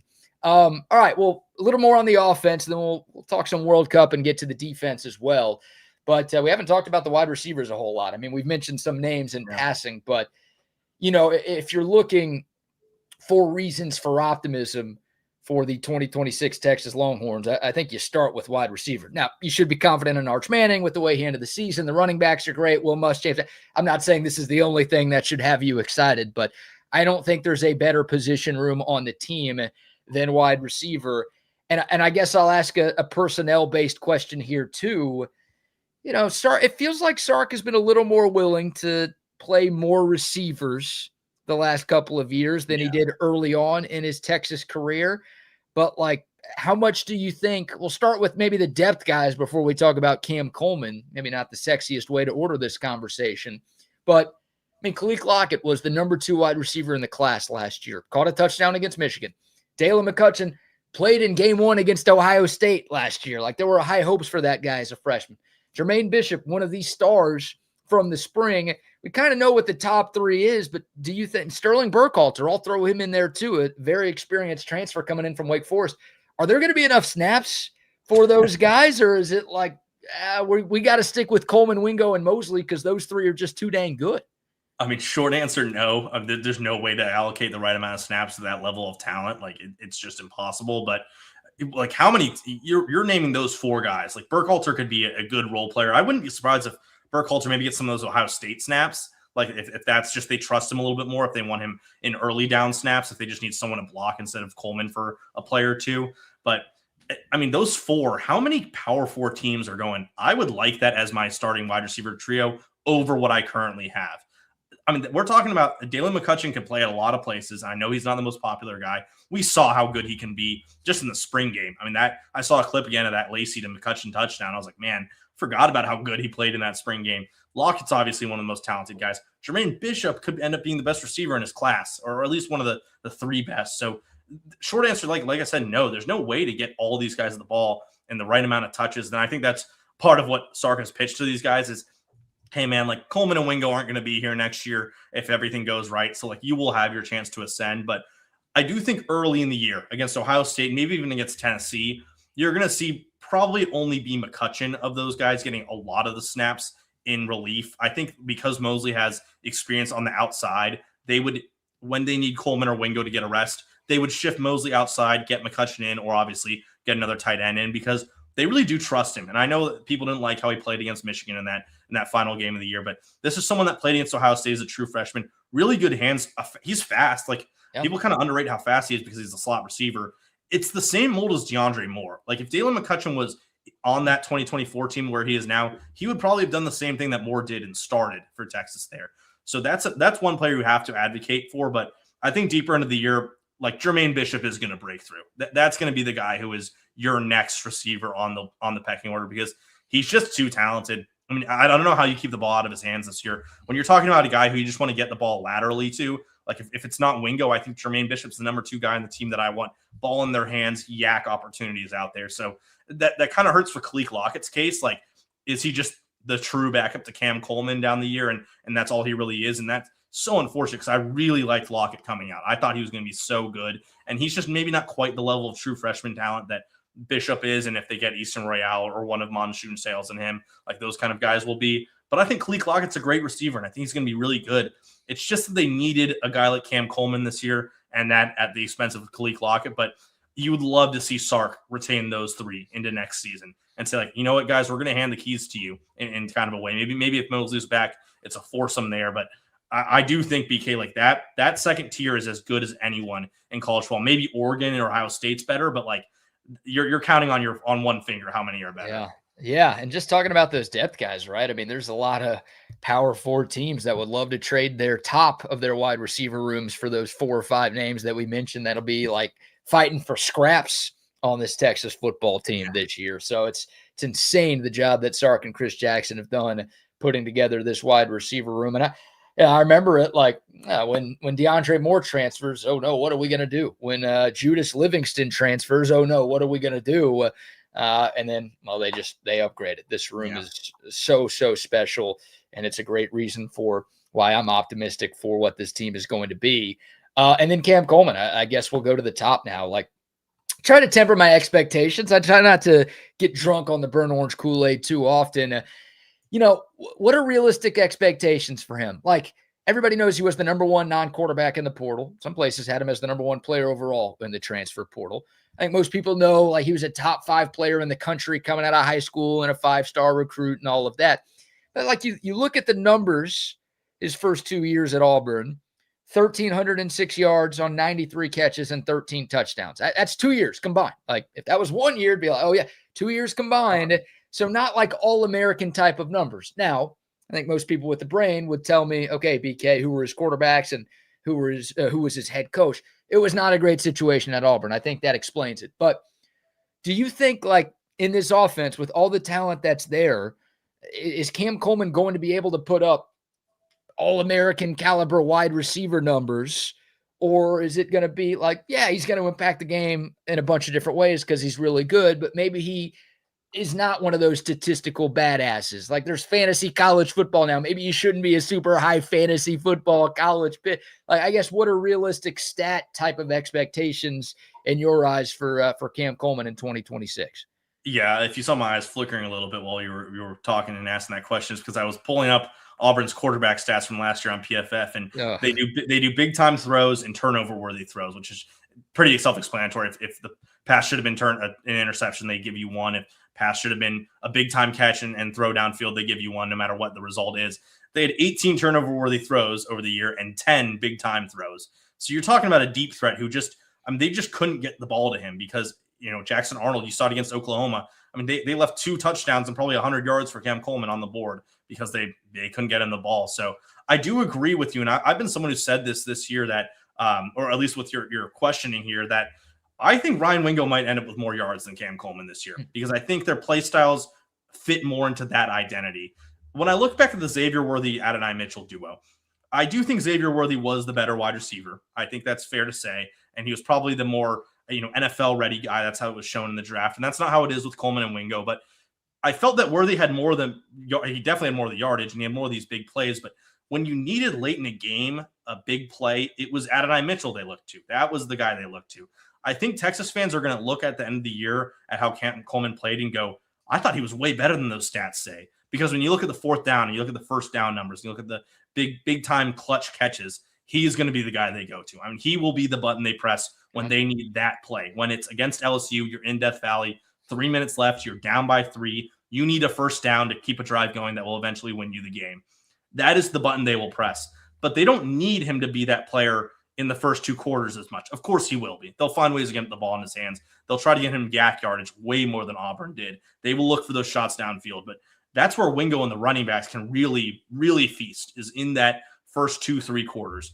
But deeper into the game, and Texas is going to win a lot of football games because they have a wide receiver that, A, keeps 2 safeties back, right? Like, no matter what, when Coleman's on the field, you probably need 2 safeties back, which helps with closing out games. If there's a safety that cheats up because you need to run the ball, you can go over the top of their head. And B, if he just gets a one-on-one spot, like that is an advantage to you. It's a 50-50 pass that turns into a 75-25 or a 70-30. That's where Cam Coleman aids your team and makes you into a different level of program and different level of offense. I think, like you're kind of alluding to, it's not going to be this crazy statistical season. It's not going to be 1,300 yards in 12 games, and he's not going to be the Bolitnikoff winner. But I do think when we look back at why this Texas team ended up being a semifinal to final to national champion, it will all come back to they got Cam Coleman this offseason. That was the big addition they had to make, and they did it, and he won them some football games, not by himself, but at the end because of what he could do. Yeah, the Texas wide receiver room, I think we all agree, was just not good enough in 2025, and it had fallen a little bit. And one of the stats that really shows that is contested catch opportunities, right? I mean, you bring Cam Coleman in, he's a big body, he's a catch radius guy. Cam Coleman led the SEC in contested catches last year. And you talked about it. The quarterback play was awful. So you think of the 9 SEC games, the Ohio State game, it's a brutal schedule. There's not going to be 2 to 3 yards of separation on every single route.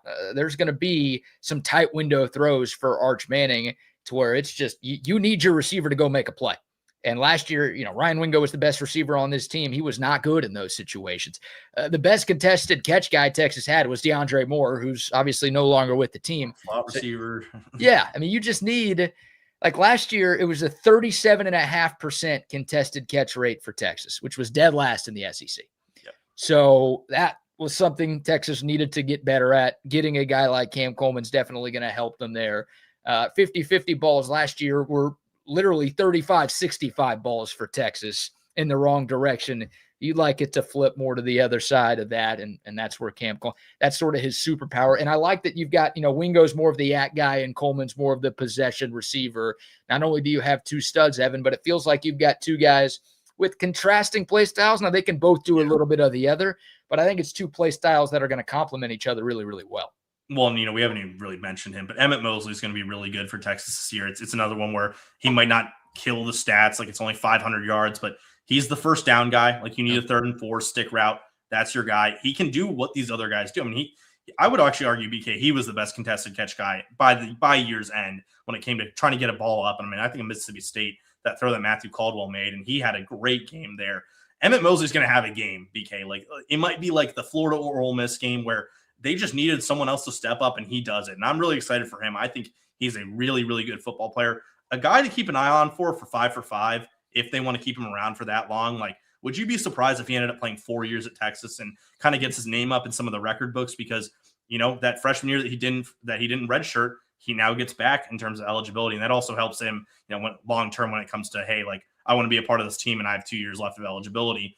There's more value in keeping me around. I'm a big Emmett Mosley fan. I think he's going to be really good. I think he could have been the number 2 wide receiver on this team heading into the year, but your chances of winning the title are much better when he's your number 3.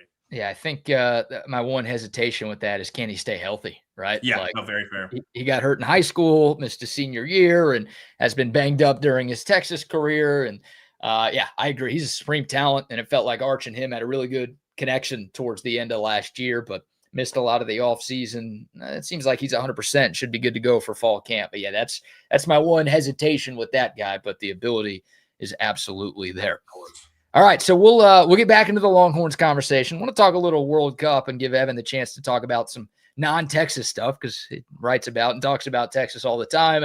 But before we shift gears, a couple more sponsor shout-outs for us here on Bucky and BK. We'll start with our friends at McCall Custom Homes, custom home builders and remodelers here in Central Texas. It's a father-son team with more than 4 decades of combined experience. And all that experience has been right here. They didn't start in California or Florida and, everyone's moving to Austin, so we'll move down. No, they have been here, so they know what it takes to turn a Central Texas home special. Kitchen remodels, bathroom renovations. Maybe you've got a growing family you want to add on to your home. Maybe you want to add some life to your outdoor space. And again, custom home builders, if you just want to start from the ground up, they do it all. A+ rated by the BBB. Again, tons of experience, great people. Mike listens every day. Big Longhorn fan as well. Go to their website, McCallCustomHomesATX.com for more information. You can call or text Mike directly, 512-633-9580. It's McCall Custom Homes. We build value into your home. Shout out to Early Bird CBD. I wonder if the Buck post-surgery is going to be popping some Early Bird CBD gummies. Oh, man. These things are the best. These things, I got to get you some of these, Evan. These things are fantastic.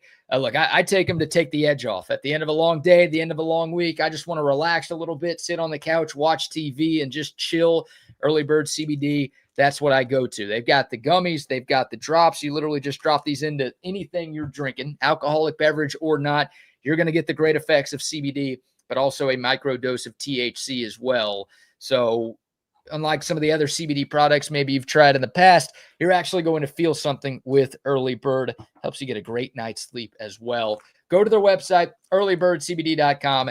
Use the promo code Bucky. You're going to get 20% off your first order. It's a local Austin company. They make products designed to make you feel good, and, well, they do a good job of doing that. Love the Early Bird CBD, and also love our friends at Qualis Roofing as well. A lot of rain around these parts this week, and we've got more coming. I say it all the time. It's not just hail that can damage your roof over time. It's rain, it's high winds, it's flying debris that you might not see from ground level. Reach out to our friends at Qualis. They will come out to your place for free. Some places charge for inspections or storm assessments or things like that. No, Qualis, they will come out to your place for free. If nothing's wrong, they'll tell you nothing's wrong. They'll be on their way. If something is wrong, maybe it's a minor fix. Get it taken care of right now. You don't want that turning into a major, super costly repair down the line. That's going to cost you thousands of dollars. Qualis doesn't want that either. Reach out to them. They'll come out to your place. Great people, not fly-by-night, not storm chasers. They're not door knockers. They are there for you. And again, guys that you can trust, QualisGC.com. That is their website. 512-257-0033. That's their phone number. And if you literally have them out to your place for free, they will buy you a Texas Longhorns t-shirt. They want your business. They will earn your business. QualisGC.com. All right. Evan Vieth of Inside Texas and InsideTexas.com joining us here. We've talked tons of Texas Longhorns today, and we'll get back into the Longhorns conversation before the hour is up. But I'll talk a little World Cup, because the World Cup final is now set. It'll be played on Sunday at New York, New Jersey Stadium, a.k.a. MetLife, the home of the Giants and the home of the Jets. It'll be Spain and Argentina. The Argentines looking to become the first country to win back-to-back World Cups since 1962. It's only happened twice ever, and it's been a long time since it has. And then you've got Spain looking for its second World Cup title. They won it back in 2010. Look, Spain whipped up on France pretty good in that semi a couple of days ago. They were clearly the better side. They earned that 2-0 win. Argentina, those guys, Evan, they were born with the golden horseshoe up their ass. I swear. Like the escape jobs that they've had, going all the way back to the group stage, but especially in the knockout stage. I don't know what they've got going for them, but they just keep finding ways to get it done. Down 1-0 for a lot of the match yesterday. They scored 2 late goals to knock out England. Your thoughts on what you've seen so far in the World Cup, and maybe some early predictions on what we will be seeing this weekend? Well, it's the Argentina magic. I mean, I tweeted it out when they scored that second goal. They're just inevitable. It's so funny how they haven't led past the 90th minute of any of their knockout stage games. I mean, the Cape Verde game, Egypt, Switzerland, and this one, of course, now, I mean, they either had to win in overtime or they had to win in the 92nd, 96th minute, something like that. And I mean, I will say, like, you know, for all the flack that Argentina gets about some of the FIFA stuff about how they get some calls, the VAR seems to go their way every time. Yeah, I didn't feel that way against England, and England lost that game by themselves. I mean, Thomas Tuchel, their manager, they went to a 6-back and just let the greatest player of all time peppering crosses and find space and get the ball into the heads of his teammates. And you know, I get it. You bring in your 6'7" center back Dan Burn, and you bring in all these big players and these physical guys, but nothing can out physical the perfectly placed ball. And that you're playing against the only player in the world where they can place that ball into the right spot to get that final goal, the header into the net. And of course, you know, Bellingham not coming out and tracking Fernandez on that first goal and letting them back into the game. But I mean, I thought England, they scored 1 goal and said, that's it. Like, we're going to end the game. And that was just so clearly not the way to do it. I thought it was fine to bring in maybe some fresher defensive legs and get Burn and O'Reilly in, but you can't just park the bus and sit in a block for the next 30 minutes against Lionel Messi. And BK, I don't know if you saw the clip, but did you see when Bellingham, when they had either just gone up 1-0 right before they were about to go up 1-0, he's talking to Messi, and Messi's face just changes. It ignites. And that was, I mean, that's just what it is with him. Marcelo has talked about it before. Like, you don't mess with Messi on game day. Like, you just let him be. You don't give him any reason to be angry at night. So it's, you know, when we're looking at these two teams, I feel like, I mean, I think maybe France has looked like the better team than Argentina throughout the tournament. But when it comes to, like, who is A, most deserving, of course, you got to win your soccer games. But B, just the ones that have done it and really gotten it done late in these games, it's of course Spain and Argentina. Like those are the two ones where Spain's gotten through on these last minute, 83rd minute Mikel Merino tap in goals, and Argentina's found ways no matter what with Messi and Lautaro Martinez. It's such a fun setup because it's just two really, really good teams and some history here, like the 2010 winner and then the 2022 winner. Like who's going to get back on? Can Argentina make it, 3 straight tournaments? Can Spain make it, I think, 2 with the Euros themselves? Just the best teams of the 2020s, in my opinion, for soccer. It's them and France, and we're getting that. And that's why, you never bet on the underdog in the World Cup. One of the 4 best teams is going to win the World Cup every single time, and that's what we're getting. I'm so excited for how this matchup happens. Yeah, you brought up Messi, the GOAT, obviously, and yeah, why would you try to rile that guy up? Like, no reason. Doing? It's the same as Michael Jordan. Like when I saw that meme and I saw that moment yesterday, I just thought of the Michael Jordan meme from The Last Dance, and I took that personally. Like you literally saw that moment in Lionel Messi when Bellingham, who's been amazing, and he's got a bright future for England, and we know that. But like, why would you try to rile that guy up at all? Why would you say anything that's going to, again, get him more motivated than he already is? Not that he needed it. He's probably playing in his last World Cup, and he's in the semifinals, and he wants to go back-to-back and cement his legs. There's enough on the line. But, yeah, I thought that was crazy. And what a ball. I mean, Messi didn't score that second goal, the game winner, but obviously it was his cross that was so perfectly placed. And it's funny, when he scored, everyone ran to him. People didn't run to the goal scorer. Let's go over to him. Even the goal scorer is like, no. I was just in the right place at the right time. Like the ball found my head. I didn't really do anything. It was just perfectly placed. So he's just insane. And I know there are a lot of people rooting against them and they're tired of Argentina, but it's just, I say this in any sport, Evan, I love greatness. There are people who hate LeBron. There are people who hate the Tom Brady's of the world. And it's like, I want to watch, like I consider myself lucky and fortunate to get to watch the greatest players in their sport in like the primes of their career. So I'm not going to hate on Messi, man. I enjoy watching that guy play, and I'm glad we get to see him one more time on Sunday. Well, and I also do think when you look at the 2 teams that made it, you want to find the 2 most, maybe outside of Norway, because they just didn't have the talent at the end of the day, but the 2 teams that rally around a central idea the most, it's these 2 right here. It's Argentina with this relentless pursuit for, every single one of these players grew up idolizing Messi. And so in their minds, they're saying, I owe him a service to get him whatever win we get and whatever World Cup we get. Like it's my responsibility for this man who is the most important person in our nation's history to win. Like we have to do that. And they play like that. I mean, you can see it. They know when to give the ball to him. They know when it's his turn. They know to play with effort, because if they don't play with effort, then he's not going to do it. So someone else has got to do it. You saw Simeone, who he's got a kind of a reckless play style. I don't love the way he plays, but that's someone they brought on. He wasn't starting much this tournament. He just put his head down and worked when he was on the same side as Messi. And then Spain, I mean, that's the team. For those who don't watch a ton of club soccer, and I've kind of dwindled in recent years, but I still, I'll still support and I'll still watch the big games. Club soccer is way more cohesive. They press a lot better. They play in formations a lot better than they do internationally, because you can pick and choose your players a little more. They're rallied around a full year of playing around a coach and his scheme.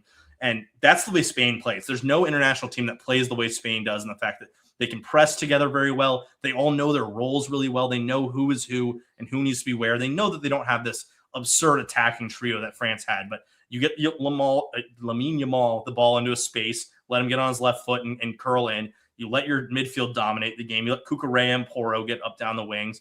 That's how club teams play, and that's why they're so good, and why, even though I wouldn't say they have the most talented roster, France had the most talented roster, this is the blueprint for teams in the future. Like USA, if you want to work and you want this to work well, you don't have a Messi figure. You guys have to have this tenacious ability to understand who does who and who does what well, and get them in the right spots to succeed. And I don't think it's ever going to be let's not get ourselves. USA soccer will never be Spain, France, Argentina, but can they do what Norway did and make a run based on just really, really good team play? I do think that by the 2030 World Cup, they will have a more cohesive 11 of good players. Like we knew Ream and Freeze were weaknesses coming into the World Cup. It showed up, but the rest of the guys didn't play it well either. The 2030 team does need to, with all these guys kind of getting into their 30s, understand like we are more of a whole than we are individual parts. Yeah, we are so far away from. Yeah, they are. I'm far from a trained soccer eye.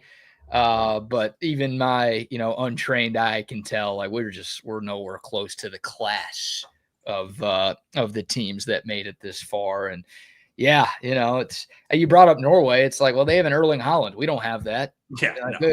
We thought Pulisic, I know they're different players. They play different positions, but like we thought we had somebody, and then he gets hurt all the time. And then he says he doesn't care when he does get hurt. So that's the face of our country with soccer right now. And that's a problem.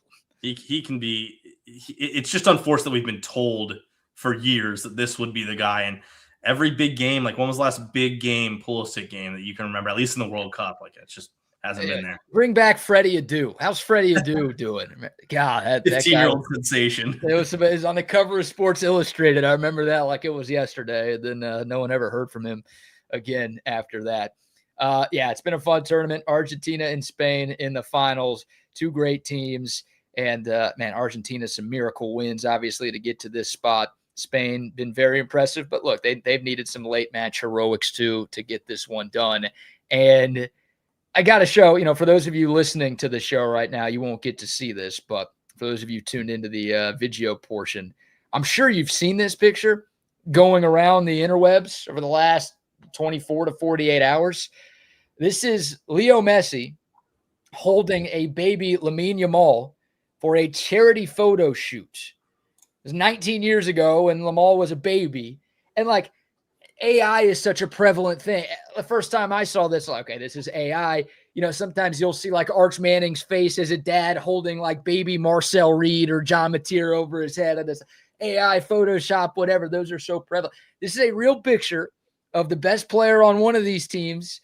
Basically, it's kind of weird and creepy, like giving a bath to the best player. Why was that the lottery? That's a charity photo. Like someone, bid on this? Someone paid money for this to happen? A grown man, random-ass grown man bathing your child? Maybe that's why Lamine Yamal's so good. I don't know, because Messi bathed him as a tiny little kid. But this is the most absurd thing that I've ever seen. Like the fact that this is a real picture, Evan. It's like Tom Brady, like bathing Patrick Mahomes, and then Mahomes going to New England and being who Patrick Mahomes, like, yeah, it's not just that it was Yamal and that somehow they got him there. It's that he then took over the team Messi was on, same path where he was growing up through the root youth system, and was equally as insane of a young player. And no one was as good as Messi, but that the closest thing we've seen, at least outside of maybe Mbappe, to Messi on the same team. Like how is that possible? I mean, the script writers were insane with this one, right? Like, and it's just like a raffle to have Leo Messi bathe and take photographs with your naked child. That is so weird. Only soccer could do something this weird, I think. But again, maybe it's the reason that Lamine Yamal is as good as he is. And I don't know. I thought that was hilarious. So quite fitting, I guess, that those two will be duking it out. And it feels like Yamal is kind of the future of the sport.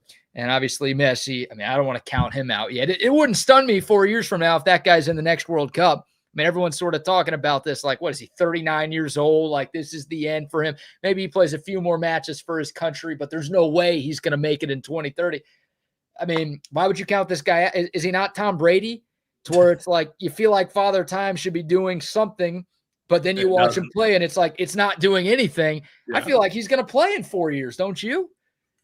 I don't know. I think, well, if they win this one, he's got to call it quits. The three-peat's not more important than just like let's ride off in the sunset with these two. I do wonder, like I think even though he's older, Ronaldo probably will, because it's in the Portugal, Morocco, Spain, like that's where it's being hosted. So if Ronaldo is and they don't win this one, would Messi go like, I don't need to play every minute of the game, but you guys want me in as the super sub last 30 minutes of every game? Like I'll play, and the team would be all right with it. Yeah, Ronaldo did say he's not playing in the next World Cup, but like I don't know if I buy that. Yeah, exactly. I'm with you. Like I don't know if I believe that either. That guy loves him some him, so it wouldn't surprise me at all if he's like out of nowhere the coming out of retirement party for that World Cup, since it's at home. So you got a pick for Sunday? You're riding with Argentina. Do you think the luck continues for them, or are you going with? I don't even know who the favorite is yet. I haven't looked at the line. I'm sure it's pretty close to even money. I think last time I checked, it was Spain, and I think I am going to pick Spain as the winner. Okay. Yeah, they weren't I don't even remember who I picked at the start of the tournament, but going into the Final Four, I did say Spain was going to beat France and then win this thing. So I guess I'll stick with the Spaniards there. But again, Argentina has scored 11 goals in the knockout stage.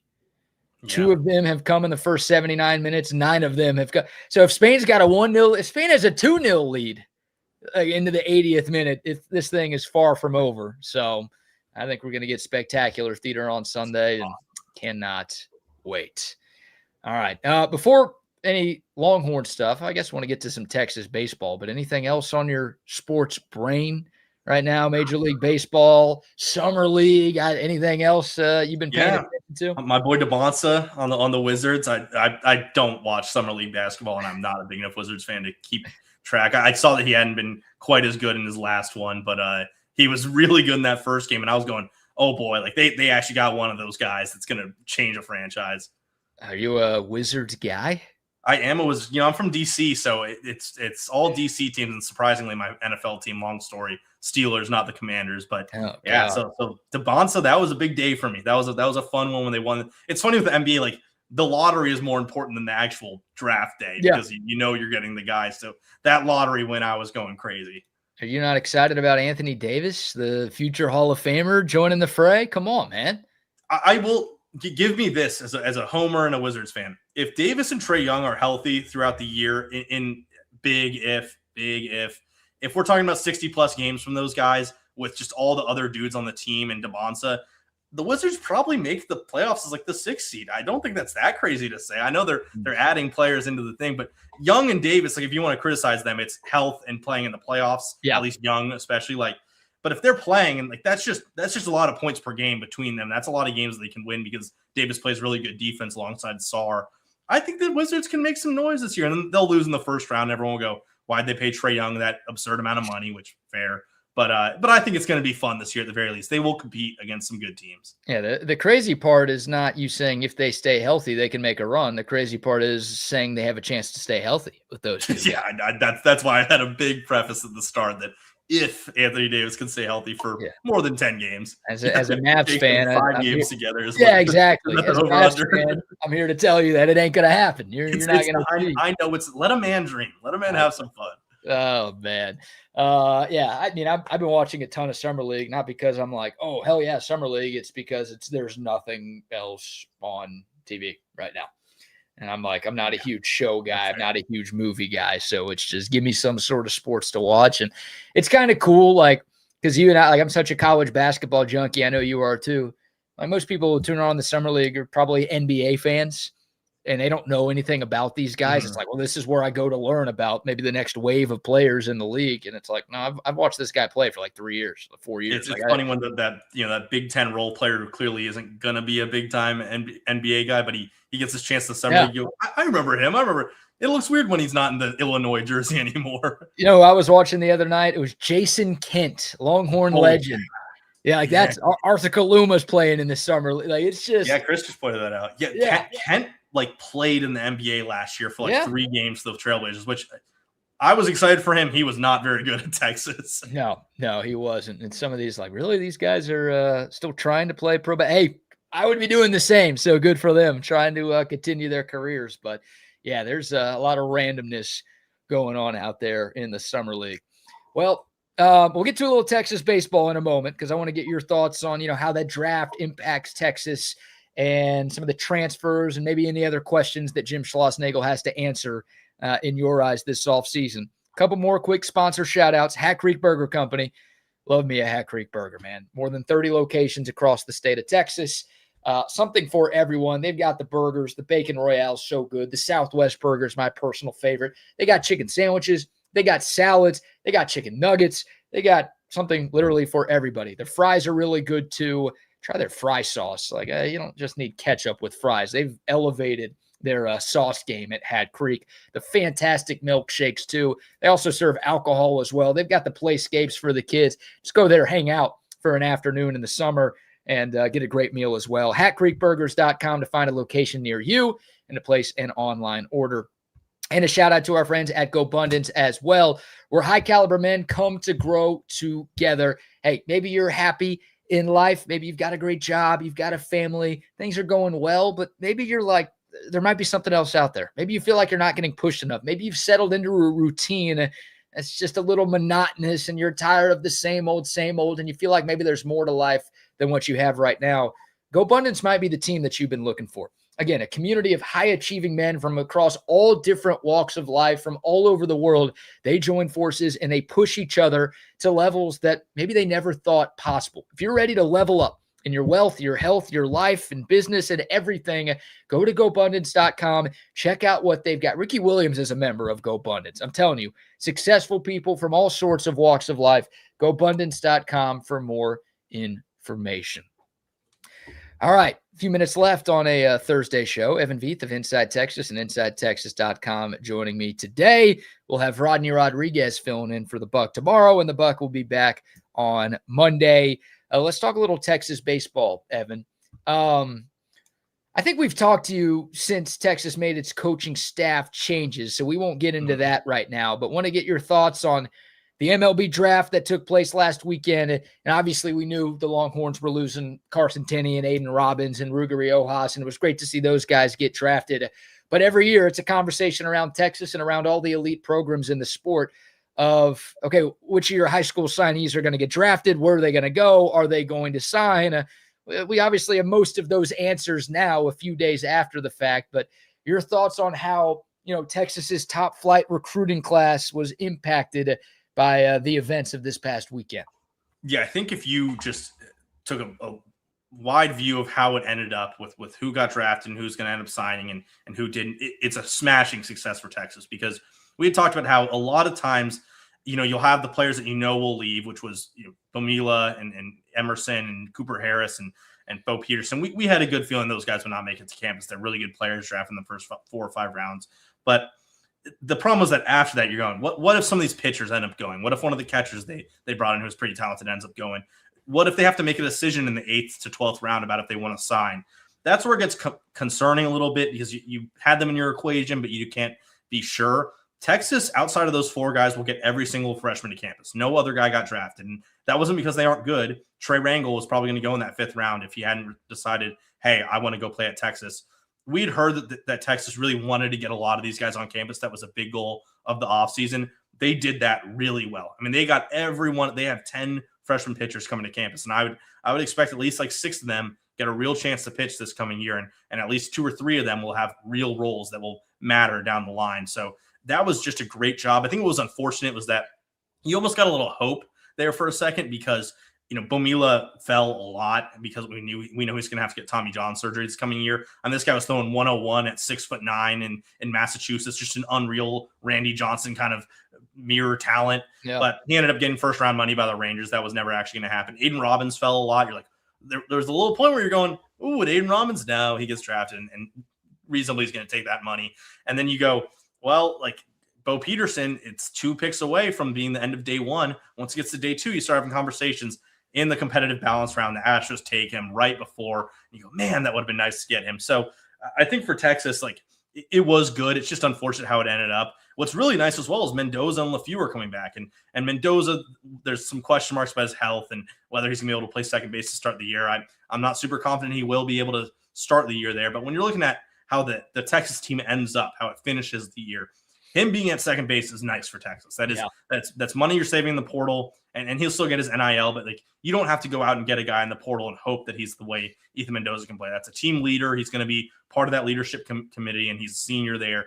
I'm really glad he's returning for the team. And Hayden LeFew, I mean, if we're talking about what he looked like in the fall, which not a lot of people are tapped into that, but in the fall, Hayden LeFew was competing for a starting role. And if not, then it was like, you're going to be our closer this year. He got a little banged up and wasn't quite the same guy when he got to the spring, but Hayden LeFew could be this team's closer, and that could be huge for Texas and just a big boost to a young bullpen. So I really like what they did in that draft. I think they did a really good job. I think the pitching staff is going to look really good. I think it's going to be a top 5 unit this next year, and at least in the SEC, they'll be one of the 3 to 4 best. I am a little concerned about how the full lineup comes together. I think the depth is better this year. I think you will have fewer, Larson and Pendergrass last year, good role players for the team, but just not the guys you wanted in an elimination Omaha game to be out there taking your at-bats. I don't think they will struggle to find at bats, and at the end of the year, there will be competition between, if Jonah Williams is going to end up ramping up, Gobundance, who they got from Long Beach State, Autry and Robinson, these true freshmen. But I kind of want them to add one more starter. I think either a center fielder or second baseman. If they can find that in the portal, they will be in a very, very good spot because, watch out for these transfers. Garcia and Armstrong from Tech and St. Mary's are going to be really good players. Anthony Pack and Adrian Rodriguez are going to be really good players for Texas. It's just about finding the right 9 and making sure they all actually have a spot and can play there throughout the year and not, deal with injuries the way Mendoza does or have to kind of sub guys in and out because they're not playing up to their caliber. Yeah, a couple of questions on that, Evan. Are there any outfielders still out there? Like the portal's closed, so no one can enter, but obviously there's still some names floating around. But is there a guy or a couple of guys that you think Texas should be at least considering to maybe, bring in to compete for an outfield spot? Yeah, it's thinner than you'd like for sure. That's just how it is, and players can't add their names back. And I think the only players that could are at Air Force right now because they're fun moment. Their coach is ascending into the Air Force ranks, so he has to leave his spot at the head coach of the baseball team. But so outside of them, like no one else can really enter. So yeah, you are looking at like what is possible at center field. A name that I've seen, I don't know if I don't have true inside info here, but who fits the narrative and what it looks like at Texas is Blagan Pato from Coastal Carolina, who, if you were watching that team in their Omaha run 2 years ago, a key player, like played right field for that team on a team that made the College World Series finals, was really good as a sophomore there. You think he's going to be a superstar his junior year and just kind of wasn't quite that. He really wasn't the same batter this year in the portal. And all these Coastal Carolina guys ended up going to South Carolina to follow their head coach. He is not yet committed anywhere. And so I'm looking at this is someone that wants to play in the SEC, clearly, if he's waited this long and isn't signing along. If Texas does want to get a center field option, one more bat, a guy who's a little bit more of we know he can play every day for us and be baseline good, I do think that's a guy that they should look at. That's not me saying that they are looking at, that he's on campus. I don't know for sure, but I'll ask a little more around about him. But I think if you're looking at outfielders who have some experience, there is a guy who played in the College World Series, did well in the College World Series, who is still available and out there, which you didn't think you'd be saying on July 16th with this portal. Agreed. And then you brought up Ethan Mendoza too. Like, I feel for him a little bit that he didn't get drafted. I know he wanted to, but obviously Texas gets to benefit from the fact that he is choosing to come back for another year. I guess he could have signed as a UDFA, but deciding to run it back to improve his draft stock for 2027. The injury, the shoulder injury, expected to go under the knife pretty soon. Like, do we know when he's going to be back? Is it fair? Like, Mendoza had a bit of a down year compared to what he was in 2025, I think, because of that injury. Now, he was still very productive. He's a leader, nice middle of the order bat. But, like, are you worried about that injury and recovery bleeding into next season? And are you confident that Mendoza can be the same guy that he's been in the first 3 years of his college career? Yeah, I mean, you have to be a little concerned. I do think that he's going to have to start the year DHing because we saw that he could hit to end the year.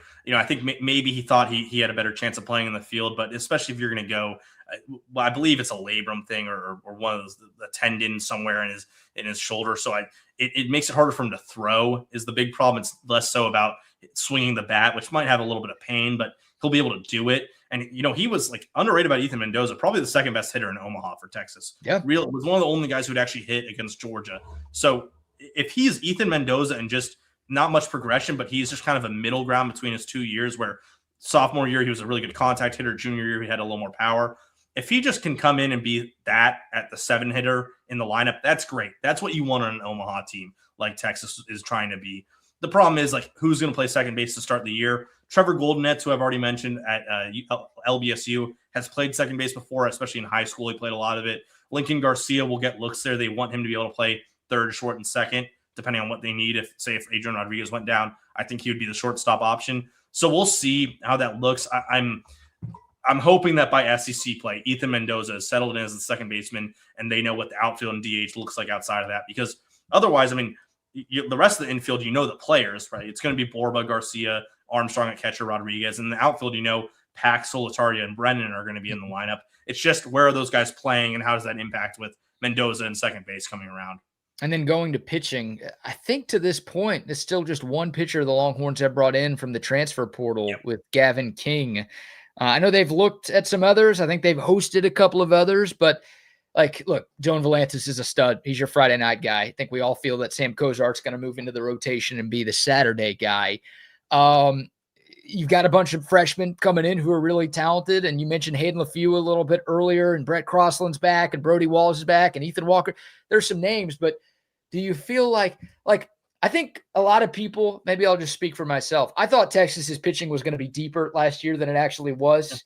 Now, that's college baseball. Everyone would like to have more depth, I think, in their bullpen than you end up having. But I'm a little concerned with what I saw last year and maybe the lack of depth from Texas, that they haven't gone out and brought in more proven arms from the transfer portal. Or do you think they should add one or two more? Or do you think that they're pretty comfortable with what they've got with that staff right now? You know, one of the big problems, BK, was there weren't proven arms in the portal. I mean, the difference between this year and last year with like Friday level guys. I mean, last year in the transfer portal, like Thomas Falinkis, who went to Mississippi State from Virginia, like that guy obviously followed his coach, so it's not the same thing, but that guy might be the first pitcher taken in next year's draft. Joey Volchko, sorry to PTSD some people. That guy was in the transfer portal from Stanford. Those kind of players just, they weren't there this year. And so I think Texas is not – Max Wiener, they have a lot of trust in his evaluation of players. They're not going to force a guy into the order and into the depth of the rotation that just doesn't profile as well as these other guys. A lot of the players that you would have wanted to see in the portal were pitchers that weren't actually that good last year, but you know that they can be good. They're high pedigree guys, good recruits, draft risks eventually, but just didn't quite produce. And Marcos Paz was a guy who Texas was very in on from LSU. He had a 9.2 ERA last year, but he was also the number one pitcher from the state of Texas to make it to campus at LSU. Just didn't click. And, Georgia had a bigger need for him. They have a big need at pitcher this year. So, they brought him in as a result. But, Texas just didn't have a need. It's hard to convince a guy to say, all right, your best chance is to be our Sunday starter. Like, that's your best opportunity, because Kozart's going to be Saturday, Volantis Friday. Winter, they think he will be a very good Sunday starter. They're going to compete for that spot. He's not assured that spot, but he's probably the guy that's going to be starting Sundays for Texas this year. So you're looking at a portal guy and you're going, well, I'm probably going to be a reliever here, or maybe the Tuesday guy, but they probably would rather the Tuesday guy be a freshman. So, like, I don't know where you can promise a guy spots. So really all they could do was pitch to relief pitchers, like, hey, we want a reliever in here. But eventually you don't want to take too many to clutter your rotation and clutter. You only get 34 scholarship spots. So I just think that King was a guy that they felt, he throws in the high 90s. There's a lot of good stuff there. It wasn't great for MTSU, but there was a big role for him there. They asked him to do a lot for them. So that they were looking at other guys, but at the end of the day, if the NIL doesn't match and if the fit doesn't match, if the player wants to do more, like how can you promise him to be a Sunday starter if you can't promise him to be a Sunday starter? So That's why Texas was lighter there. They also, remember, like I said, they got 10 freshmen in. So if even half of those guys are good and 3 of those guys are really good, then you just didn't need a portal pitcher. Yeah. All right. Last question, Evan, before we wrap up a Thursday show. And this has been a ton of fun, man. Thanks so much for doing this. So we've talked about all three. We've talked about football. We've talked about men's basketball. We've talked about baseball, the quote unquote big three for the men's sports at the University of Texas. Plenty of reasons for optimism for all three of them. In 2026/2027, the next academic year, which of those three sports do you think has the best year / who makes it furthest in their respective postseason? I'll rank them. I think third is basketball, just because it's hard to go from a team that probably shouldn't have even been a Sweet 16 team to let's go compete for a national championship. It might be a year away if we're talking about truly competing for that spot. 2, I'll go baseball, and that means 1 is football, because I do think the baseball roster, my one concern would be, do they have the batters top to bottom to be the Omaha team and be the one that emerges out of the ashes? And obviously we saw this year, it's just about being hot. Like, Oklahoma was far from the best team, but their bats ended up showing up. But they were always talented. Oklahoma was never the 12th best team in the SEC the way that they were bad. It was just like they weren't always clicking together throughout the year, and that's why Texas swept them in Austin. I do think football, I'm just going to say, I think it's the most talented team top to bottom of the three in their respective sports. I do think, there's a lot of great teams in football. You have to get through Ohio State, Indiana, Oregon, Notre Dame, Miami, et cetera, all these teams, but Georgia, obviously. But I just do think that this Texas football team is the best of them. I think they have that chance to be a national championship, either runner-up or winner.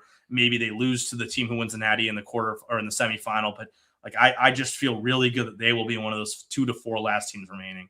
I love it. All right. I'd go football 1, basketball 2, baseball 3 for the Fair. record. But you can make a strong case, I think, for all 3 of them to be number seriously. 1. But I'm bought in on what Sark is building. All right. Real last question.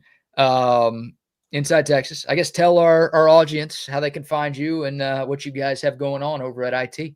Yeah, I'm at InsideTexas.com on 3's website for Texas football, and that's where you can find my articles. I write about all 3 of these sports a lot. Done a lot of baseball this past month, but really going to ramp into some football. And then Twitter at Evan Vieth. There's also the Inside Texas YouTube channel where you'll see me. I've been on break a little bit. I've been on vacation before, so you'll see my face a lot more of these coming weeks. Awesome. Well, Evan, great stuff, man. Obviously enjoy your work and really enjoyed your time today. Thanks so much for doing this. And I'm sure the Buck and I will have you on again soon, brother. Definitely. Yeah. Thanks as always. All right. Thanks to all of you people for tuning in as well. It'll be Rodney Rodriguez and me tomorrow at 9 o'clock. Y'all have a great Thursday.